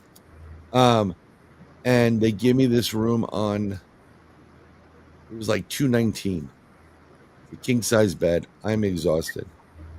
Get undressed. I'm going to sleep. Shut the light off. Watch a little TV for like 5 minutes. I don't really watch TV. Shut the light off. Pardon the expression, I'm going to curse. The fucking bastard kept opening and closing the fridge. I'm like, can you please stop that? I know you're there. I'm tired. You want to talk to me? I'll get up at 8. I'm getting up at 8 o'clock in the morning. You can talk to me. Until now, then close the fridge. It was going back. It was opening back and forth. And that really was weird. But to have a woman come up to you and go, at least you can get out of here. Did you ever think, what's keeping you here? Well, I don't think she means that something's keeping her there. I think it's her story of what may have happened to her. Maybe she looked like, honestly, she was dressed in white. And after like doing the research after that incident, it looks like she might have been one of the nurses or something working with the patients. She had that white, dress on that they would have worn. So she probably saw people dying in that place that couldn't leave. So that's kind of like, wow, that's a powerful moment right there. That's in Arkansas, if I'm correct, right? I just looked it up. I knew I was just in the Ozark Mountains. It was. I took the Dirty South tour home, and I did not want to go through the Dirty South. Because I still have New York plates on my car, and it goes back to a specific borough, and I know that if they run the plates, they'd be like, woo!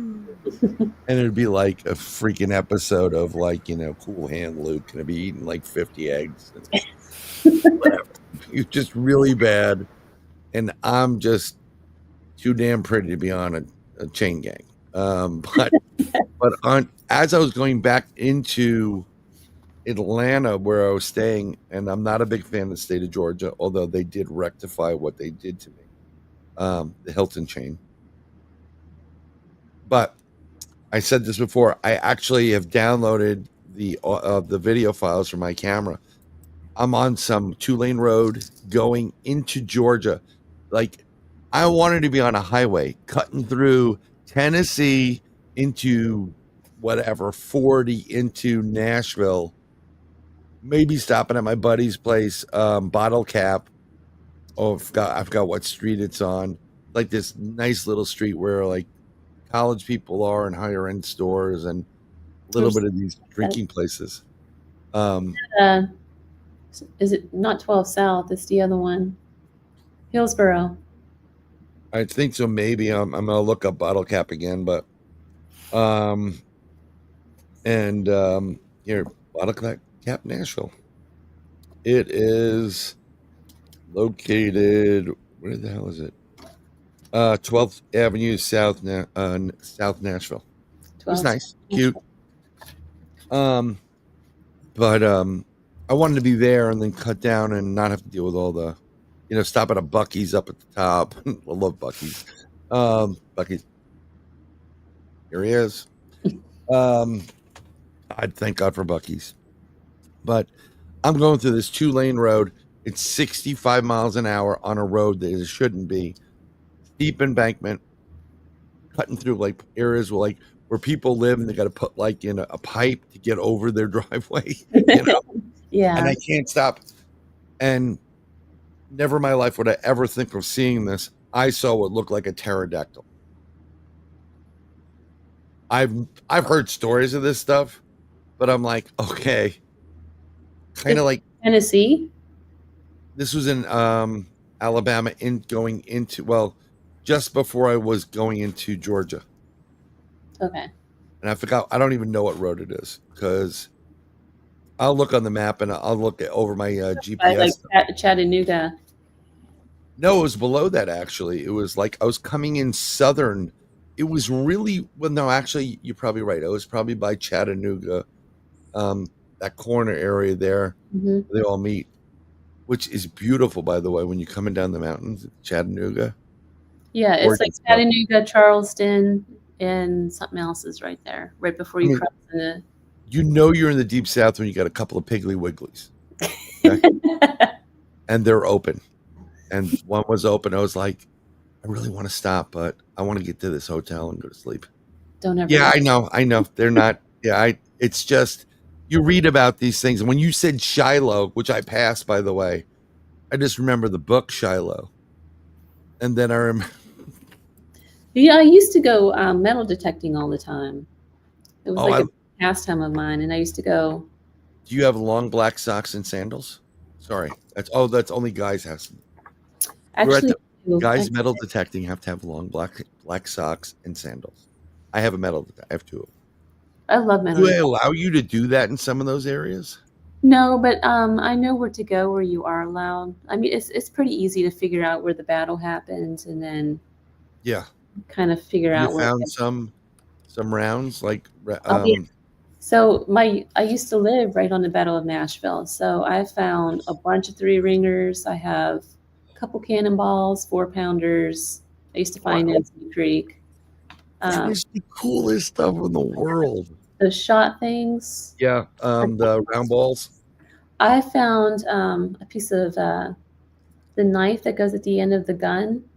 Bayonet. Yes, I have a piece of a bayonet. I have one of the U.S. soldier buttons, the round ones that would go on their buckle. Yeah. I have one of those. You have any Confederate state ones? I couldn't find a Confederate ones. I have a Union one. Those are super rare and extremely valuable. I think they couldn't afford everybody to have them, which is why it's hard to find those. But I love the historical factor of it, and you're holding something that hasn't pretty much seen the light of day since 18 whatever. That stuff, like we had, there was one point in they were talking about Jesse James, their grandfather, and he met up with Billy the Kid, and I'm like, no way. It's like wait a minute. It's like seeing the Beatles and the Rolling Stones hanging out together, and they're at your house, and like, okay, what's going on here? And that's showing my age, but that's how big a name these people are. Mm-hmm. And they're just chilling out with each other, like, I'm gonna go rob a train, Billy. Okay, have fun. I'm gonna go sit here and soak for a little while. But I love that stuff. Do you do anything out in the desert now with detecting? Do. So not so much metal detecting. I'm going to do that though, because I figured out where the old rail lines are now. But there's like old railroad spurs that they would use to get up into the old gold mines and stuff. They pulled all that stuff out during World War II to recycle everything. They needed the metal, I guess. So yeah, I'm going to go back and do it. But no, what I do is I find where all the gold mines used to be in old gold mine camps. You can find them through Google Maps, through the history part of it. And then you can see the structures up there. So I try to hike to them, and then what I do is I go through the tailings to find like gemstones and things like that. That's it. Yeah. Most people wouldn't even want. See, this is why. Very smart, super smart. This is really, really great. This is like those ghosts. There used to be a metal detecting show on like some cable channel. It never got picked up by anybody. Usually, like it was like the Hunt and Fishing channel, and it would be on like 2 a.m. And these guys would metal detect. They go to properties, and these two guys. It was a great show. I love this stuff. It's like, what are they going to find? Right where my house, well, my apartment is in New York City. I'm in the Bronx. There's two parks across the street from my home. One's a kids park, one's a shady park. And the Henry Hudson statue's there. There's a big, statue of Henry Hudson. It over, almost one of the tallest things in the Bronx. And yes, as kids, we would drink or do other things and climb up it from the inside. That's all I'm going to say. Bad ideas, bad choices make great stories. But 100 feet from that statue, there is a plaque. And I remember passing this every day as a kid, not knowing what it was. There's a plaque there. There used to be an old homestead. Or it looked like an old house was there. No, folks. That was George Washington's Fort Number 1. Ooh. And then on the other side of the Henry Hudson Parkway, almost parallel to where that is, maybe a little bit northern, is George Washington's Fort Number 2. And we used to ride our motorcycle, like our bikes throughout it, not realizing that this is what started it. This is what the freedoms that we are doing right now is because this guy and all the men and women that were involved in this conflict, 3%, put a fort here. And I mean, I always wanted to go there with a metal detector. I tried to even get permission through the state of the city of New York, and they will give you metal detecting permit to do it because they'll charge you for everything. Oh, you want to breathe? Oh, that's another $50. But it's New York. Unfortunately, the city sold that property to the nursing home that was nearby so they can extend the nursing home. And now it's just, they destroyed this historical. This is important. If you keep destroying all these monuments, I know they're hard to see. I know they're hard to see for people of color. But once they go away and you don't visually have that pain anymore, someone's going to repeat the same process. Yeah. Yeah. So, and then we're going to have more ghosts going, at least you can get out of here. Like, when you have an artifact or something in front of you like that, A, it carries the energy with it, but B, it brings that into life of what happened. If you forget about that, like I had, for instance, a young kid told me, a little high school student told me recently that she didn't think the Holocaust happened. And so I've heard this before. I told her, my grandmother, she's a survivor of the Holocaust. She came over here. That's why my family's here.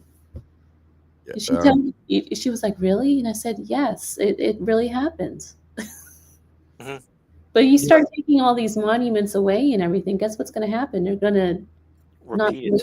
Yes. So something that's very important, and I read this a couple of years ago, because of that sheer fact that, it never happened, it's Photoshop. Now it's AI. Well, I know personally there are people in my family that were Ukraine side got murdered. And my friend who's on the Russian side got tagged, murdered, Holocaust. My father-in-law's baby brother, less than 6 months old, was murdered in Hungary or Buda or Pest, because it wasn't Budapest. Budapest, it's two separate things, Buda and Pest. don't ever call him a gypsy because he really gets pissed.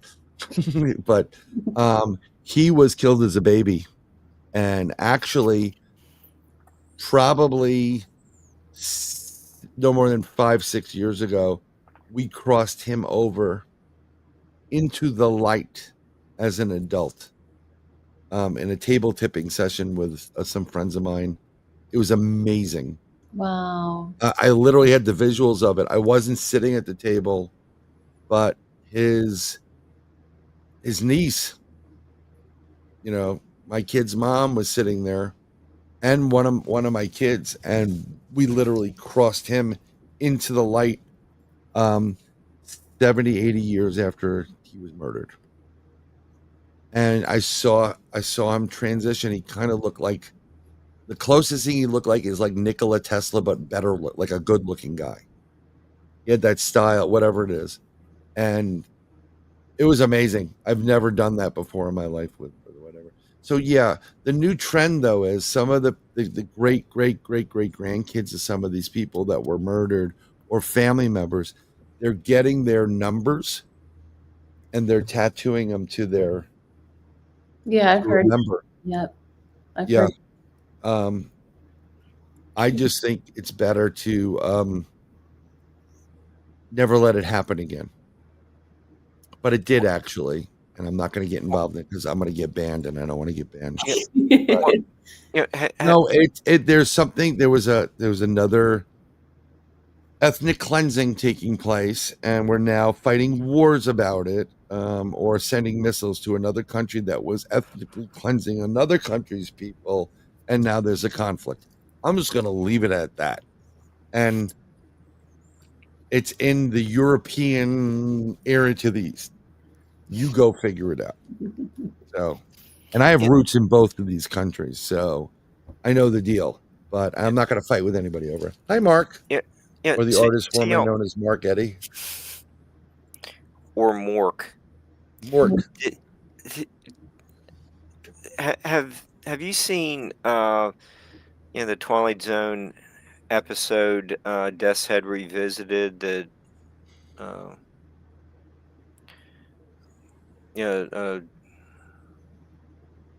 Doc Owl? Is that the episode where he gets put on the train at the end?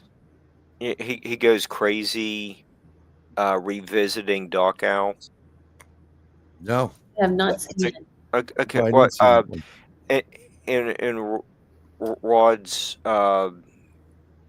closing, he's talking about we can't tear down Doc Owl, the other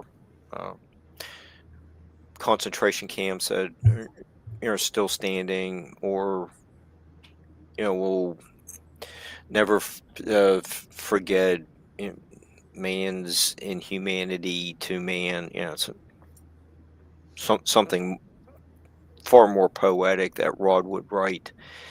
With a cigarette in his hand. Yeah.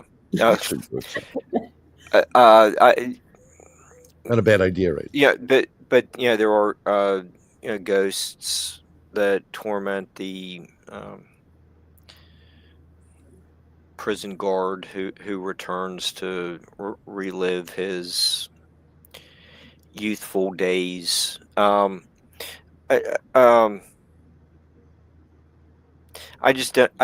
don't know how people can just say that never happened. I know people, a guy, retired guy, did some masonry work for my parents. He was one of the first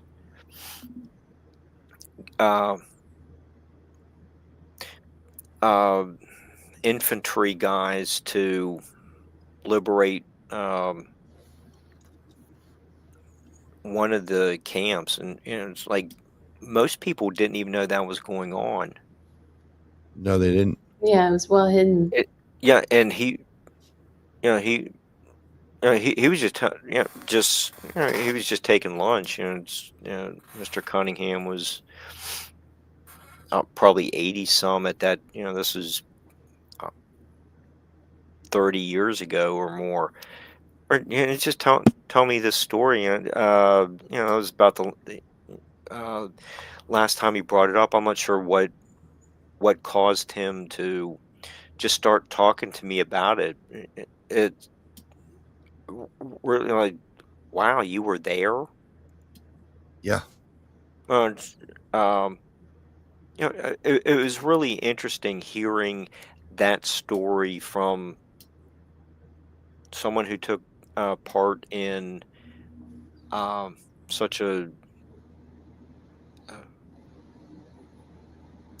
a major historical, world history type event. It's the footage that you can see on the,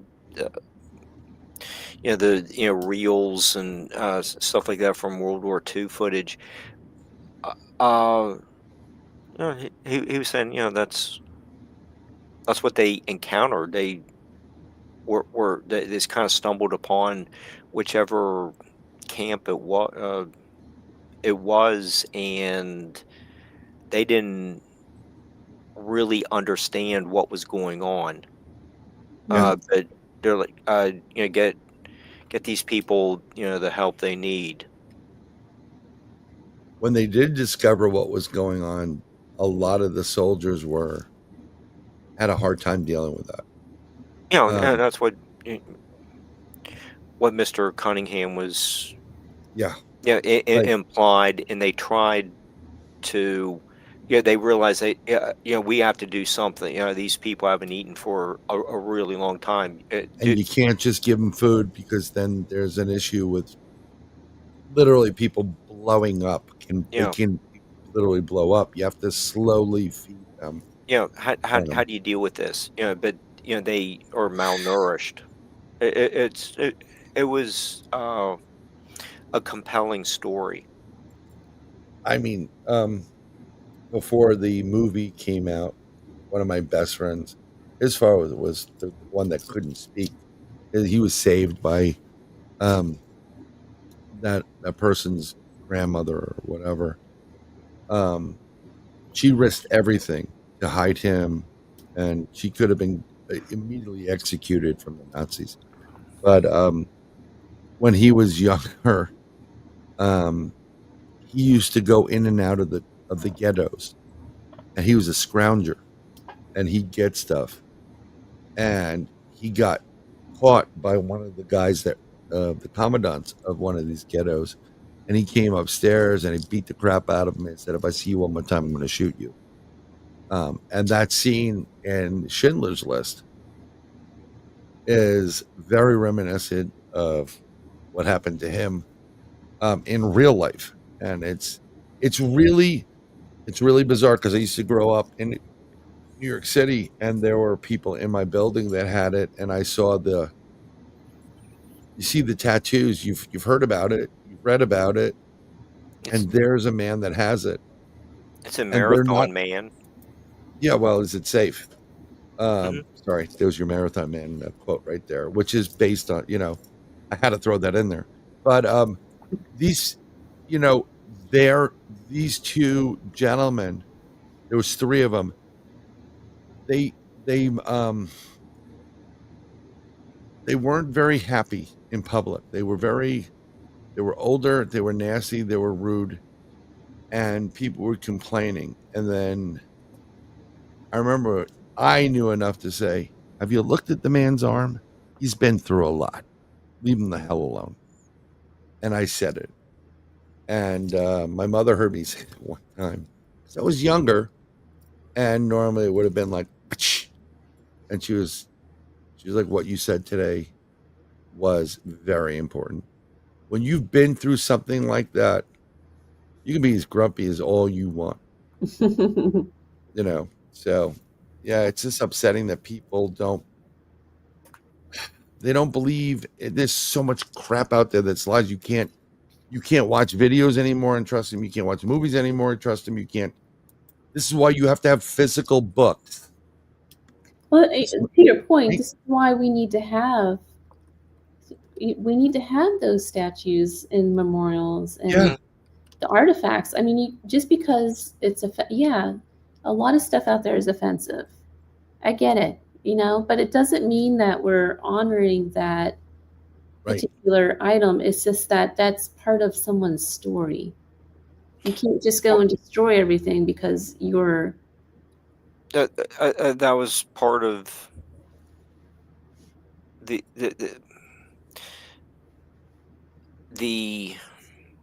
Big Brother's plan in 1984 was, eliminate history, and we're going to control it. You won't learn from it. Big Brother was inept anyways, but Winston did try to learn a little bit about history. And he was a threat because he was old enough that he could always kind of remember the days before Big Brother took over. That's a threat to the establishment. There's so many.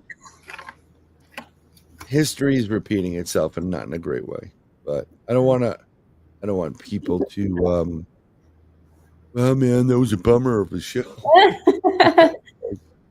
Hold on, let's show the dog that's in trouble. There he goes. Okay, I'm changing it up a little bit. He's cute. So cute. He needs to wear that for a little while. Yeah, but I don't want to take you away from your life because you are on the road. I want you to please come back. There's more, if you want to promote something, you just want to, you and Mark, he said, she said, and I'll just sit back and, Yeah, he said he had a list of questions and he never asked me. You have those questions, Mark? You want to ask some questions before we're at the 2:07 mark. We don't normally, try to keep people. How about if I just save him for the next time CL wants to be a return guest? If she'd like to be a return guest, she may not have had a good time here. She may go back and say, yeah, it was great. And go back. Don't ever go on that show. Those two assholes were just like, I mean, we got into a bummer moment, but so. Well, I didn't mean to take it in that direction. It was No. It's very important. And I'm glad you did it. I got to run this, and I didn't run it before, and I apologize, but C.L. Thomas's website is clthomas.org. On there, you will find books that she's written, which we didn't even get into touch with, Dancing with Demons. That's why she needs to come back unless... Yeah, and, we're giving you everybody a little taste before we get in trouble, and Speaking to Shadows. But I'm also going to say, I was on it. It's a great show. I love your show. It was really fun. And it's that UPRN, the show network. And there is a plethora of people in this chat right now that are on your network. Cat Ward's here. Pineapple. Heidi. Pineapple. And Jen from Newfoundland, boots on the ground. She's here. I can't do public. I couldn't do that because Mickey G's here. I can't censor myself enough to You mean like a public radio? Yeah, I'd love to be on it, but it's so restrictive. You know how Joe Matan, he gets his Facebook blocked all the time. Oh, I get my stuff blocked all the time. That's why I have to see. I breadcrumb things. I'm warning you about something's going to take place, and I breadcrumb it because if I put it all out, it went from 24. You're blocked banned for 17 hours. Then it went to 48 hours. The last one I had was like 78 days, and I was like, going to Mississippi. I was like breaking raffle. Like, what the F? But Joe, I used to promote this show, but Yeah. In fact, just yesterday when I was putting up the show for the Gateway, I noticed that they wouldn't let me tag him on Facebook, and I kind of wondered if he's blocked again. She's well, it's really funny because like when I get out of this, they'll say, you have to reconnect your Facebook. I'm like, what did I do now? Yeah. You don't understand. I got 78 days. This was great. It was a cartoon of Joe Biden wearing diapers, being held up by Nancy Pelosi and Hillary Clinton and someone else. And they said it was sexually explicit content. Wait, who was it? It was Joe Biden just wearing just underwear, no drawers, and like a pair of like loafers and whatever. And he's kind of being propped up. It was one of those like cartoons you see in the Far Side. Nancy Pelosi was there and Hillary Clinton, and they said it was sexually explicit. So they banned. You just put 3 people that I would just go celibate if they were the last 3 people. I'm like, nah, I'm good. I'm good, people. New dealer. Yeah. I know about being like, there you go. There's Kat. Kat will say it like, I know about being banned. Yes, I do.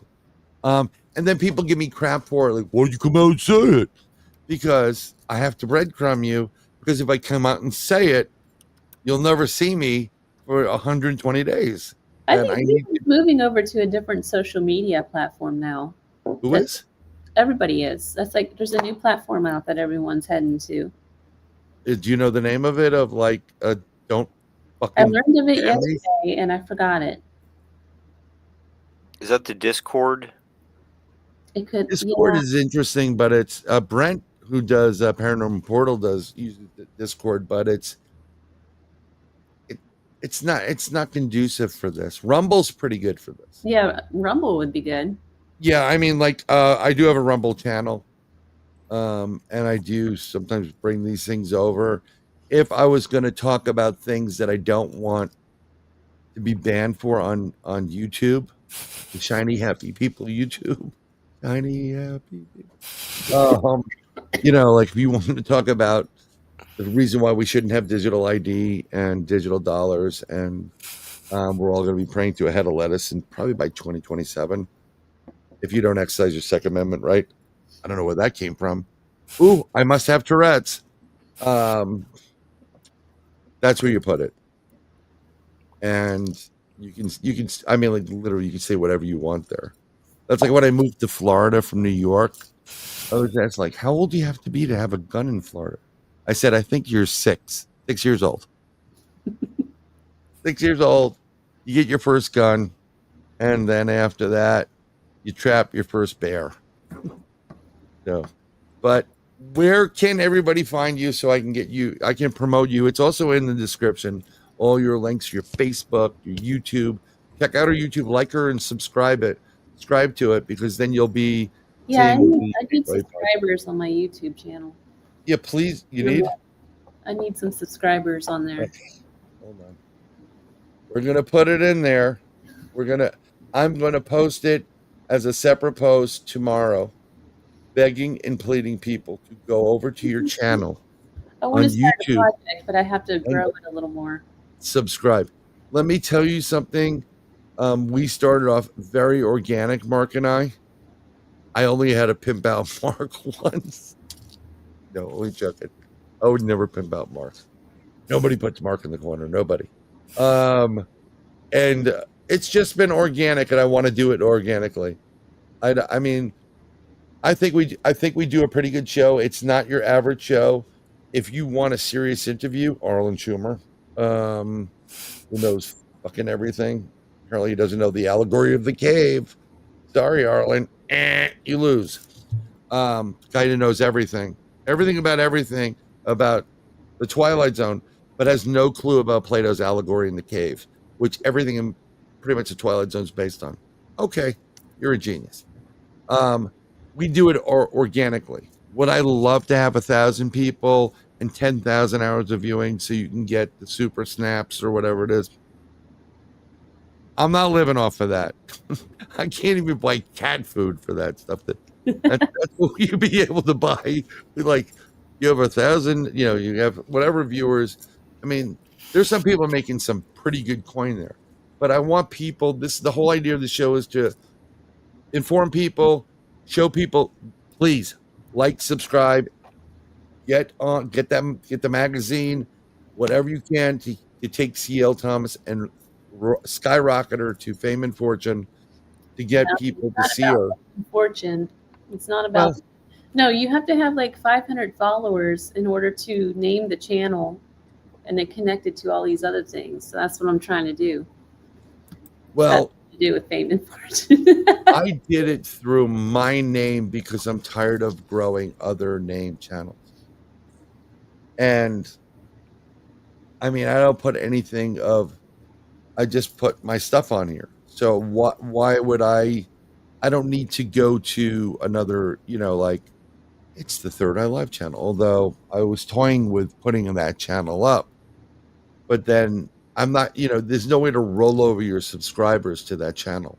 Why don't you rename the show Bryan and Mork? Bryan and Mork. No. Sorry, that's a little age. Super staff. You like that, Maggie? Yeah, the super chat is open. Rob that's in here.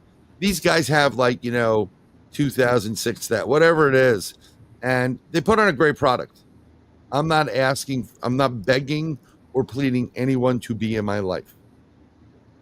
And Mark has still stayed, so we're good. Mark is a great producer. He gets guests for your show. I'm sure he's probably contacted you about some guests. Yeah, which I need some help with that too. Yeah, well, Mark. I'll be in touch, Mark. But if you see somebody on here and seriously go through it and you're like, I really want to talk to this guy, tell me, we'll hook you. I mean, that's how I roll. I want to help as much as anybody else. I know that's my role in life, is to help people. The Lambo's going to have to wait. It is what it is. Yeah, I think it's. I really like networking, and it's kind of like by the end of the year, so many people know each other that they didn't know at the start of the year. Yep. And I already I've had requests for CL to be on a show, so, and I'll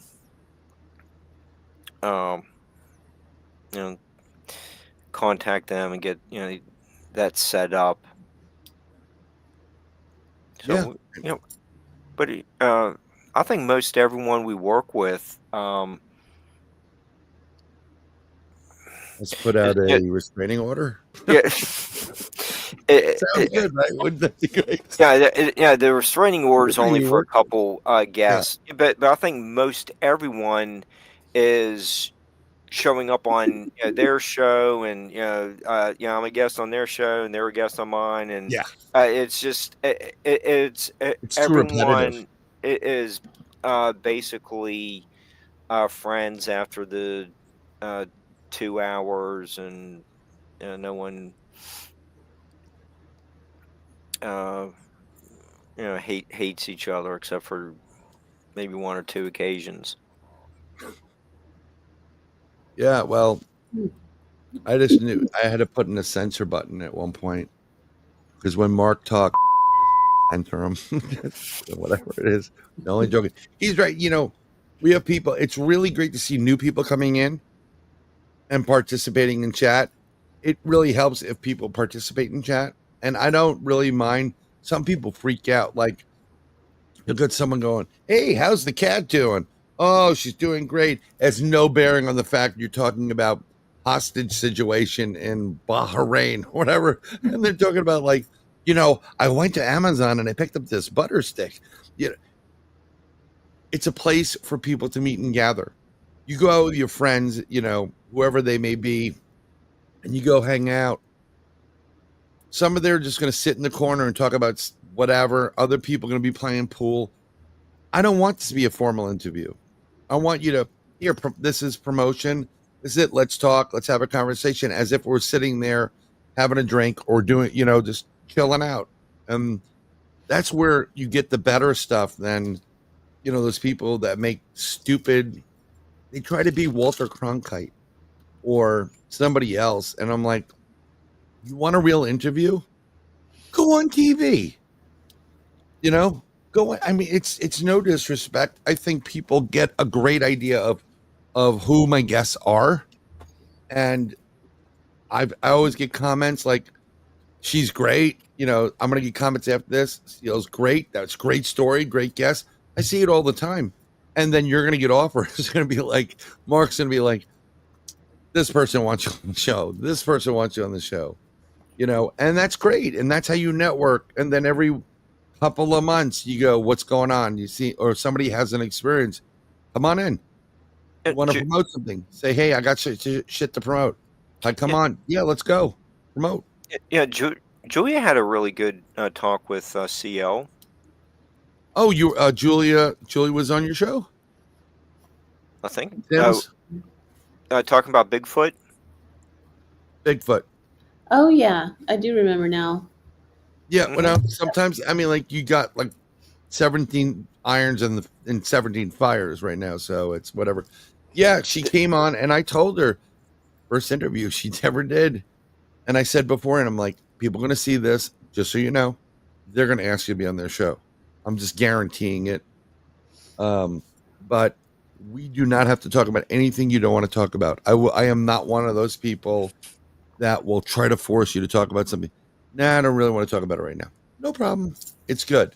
But she opened up. And what was great is she contacted me through text. I think we texted or whatever it was. Prior to the show, prior to me going on your show, she asked me a question about Bigfoot and light phenomena. I'm like, I cannot text this to you. How about you? And I just said, you know what? Just come on my show. This way we can talk freely. And if you watch that episode, she's like, oh my God, you get it. And when you meet somebody that gets it, that's the most important thing in the planet. I get it. I get a lot of it. I mean, you're having experiences and I've had them prior to you probably, and I'm going to have them, some other things. And it's like, oh my God, someone gets it. Someone's been there. I'm not the crazy person. I'm not the crazy cat lady at the end of the house, or whatever it is. And Keegan already said he wants to have you on his show. Those guys are great. Keegan's great. Sam's great. Sam talks too much. Only joking. Real quiet, but really, really good. Great guys. Great questions. So be prepared for some real questions. Restraining order. I was just joking about a restraining order. Michelle is coming on the 29th. We're going to be celebrating the day before the Mischief Night. And she has her own network channel, so you'll probably be asked. But I do hope you had a good time. When is your show usually broadcast? Tuesdays, right? Yep, Tuesdays, 6 p.m. Pacific. So do you just do the Gateway, or do you mix it up between, because you were doing two different shows at one point, right? So I was doing Small Town Tales podcast, but I'm turning that into a video. It's going to be like a little docu-series, which is why I need to grow the channel just a little bit.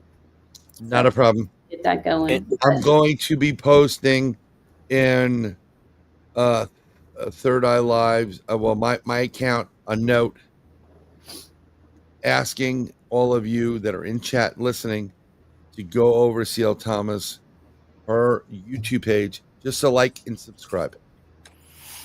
It would be great if you can sit there. She does a great job with her channel, but sometimes you need the warm body just to get to a certain point, and she does care. But subscribe, subscribe, and share. What does it hurt? I do this with everybody. If I see somebody coming on, I'm like, subscribed, all, and it comes up, big deal. And I subscribe back to everyone too. Yeah. I'm not one of those people who don't do that. Yeah. It's, Paranormal Heart Podcast that doesn't subscribe to anything. See, I'm getting you back right now, Kat. Have you untied your husband? Not you, CL. I'm talking. Still talking. I was like, what? No, it's Cat, another fellow UPR, and she's on the network Paranormal Heart. You probably, well, you know what? Just because you're on a network doesn't mean that you actually follow everybody on the network. It's like, I'm out later, yo. You know, it's like being in a gang and like you can only do the gang from 2 to 3. Bryan has so many now that it's hard to keep up with everybody. Have you been on Spaced Out Radio? Mm-mm. Do you want to be on Spaced Out Radio? We need to have like a hosting gathering of some sort. Okay. For UPRN, so everyone can get to know each other. You guys should do like a pajama jammy jam as they used to do back in the 80s. Yeah, something. That would be cool. Mark, we should do a pajama jammy. No. We could do it for Christmas or something. It'd be fun. Yeah, that might be part of the. We have a new treat. We have something special planned for Christmas, before Christmas.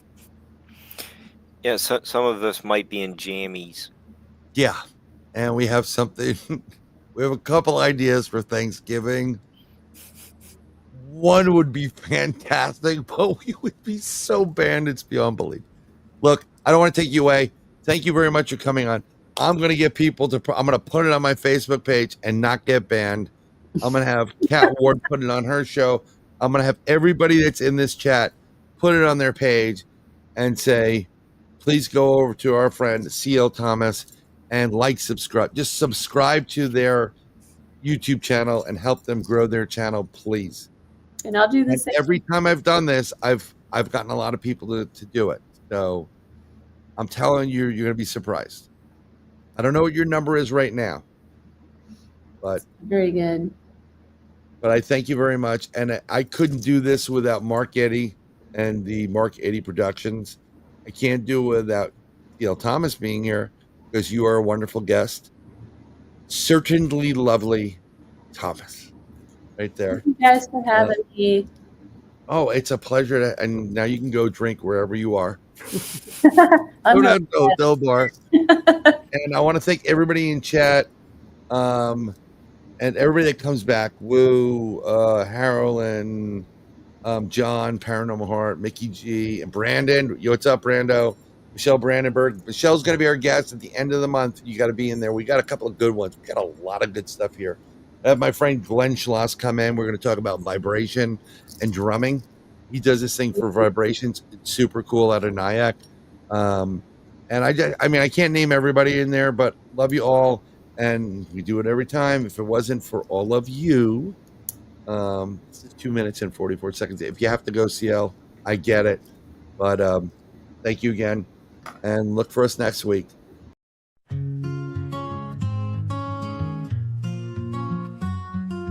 You, it's always been you. God showed me you. I have been searching decades for you. I found you, I lost you. My heart is broken without you. My soul aches for you. I need you, I want you. My days are filled with you. I've seen the future with you. My home is with you. I have felt the future with you. My nights are filled with you. Love is you. True love is you. My happiness is you. Every past life is with you. My dreams are filled with you. Life is meaningless without you. My future is with you. I will fight for you. I will defend you. I will give up my life for you. Whatever it takes for you. Nothing else matters but you. I love you. I love you. I love you. God showed me you. I have been searching decades for you. I found you, I lost you. My heart is broken without you. My soul aches for you. I need you, I want you. My days are filled with you. I have seen the future with you. My home is with you. I have felt the future with you. My nights are filled with you. Love is you, true love is you. Love is you, true love is you. My happiness is you. Every past life is with you. My dreams are filled with you. Life is meaningless without you. My future is with you. I will fight for you. I will defend you. I would give up my life for you. Whatever it takes for you. Nothing else matters but you. I love you. I love you. Life is meaningless without you. My future is with you.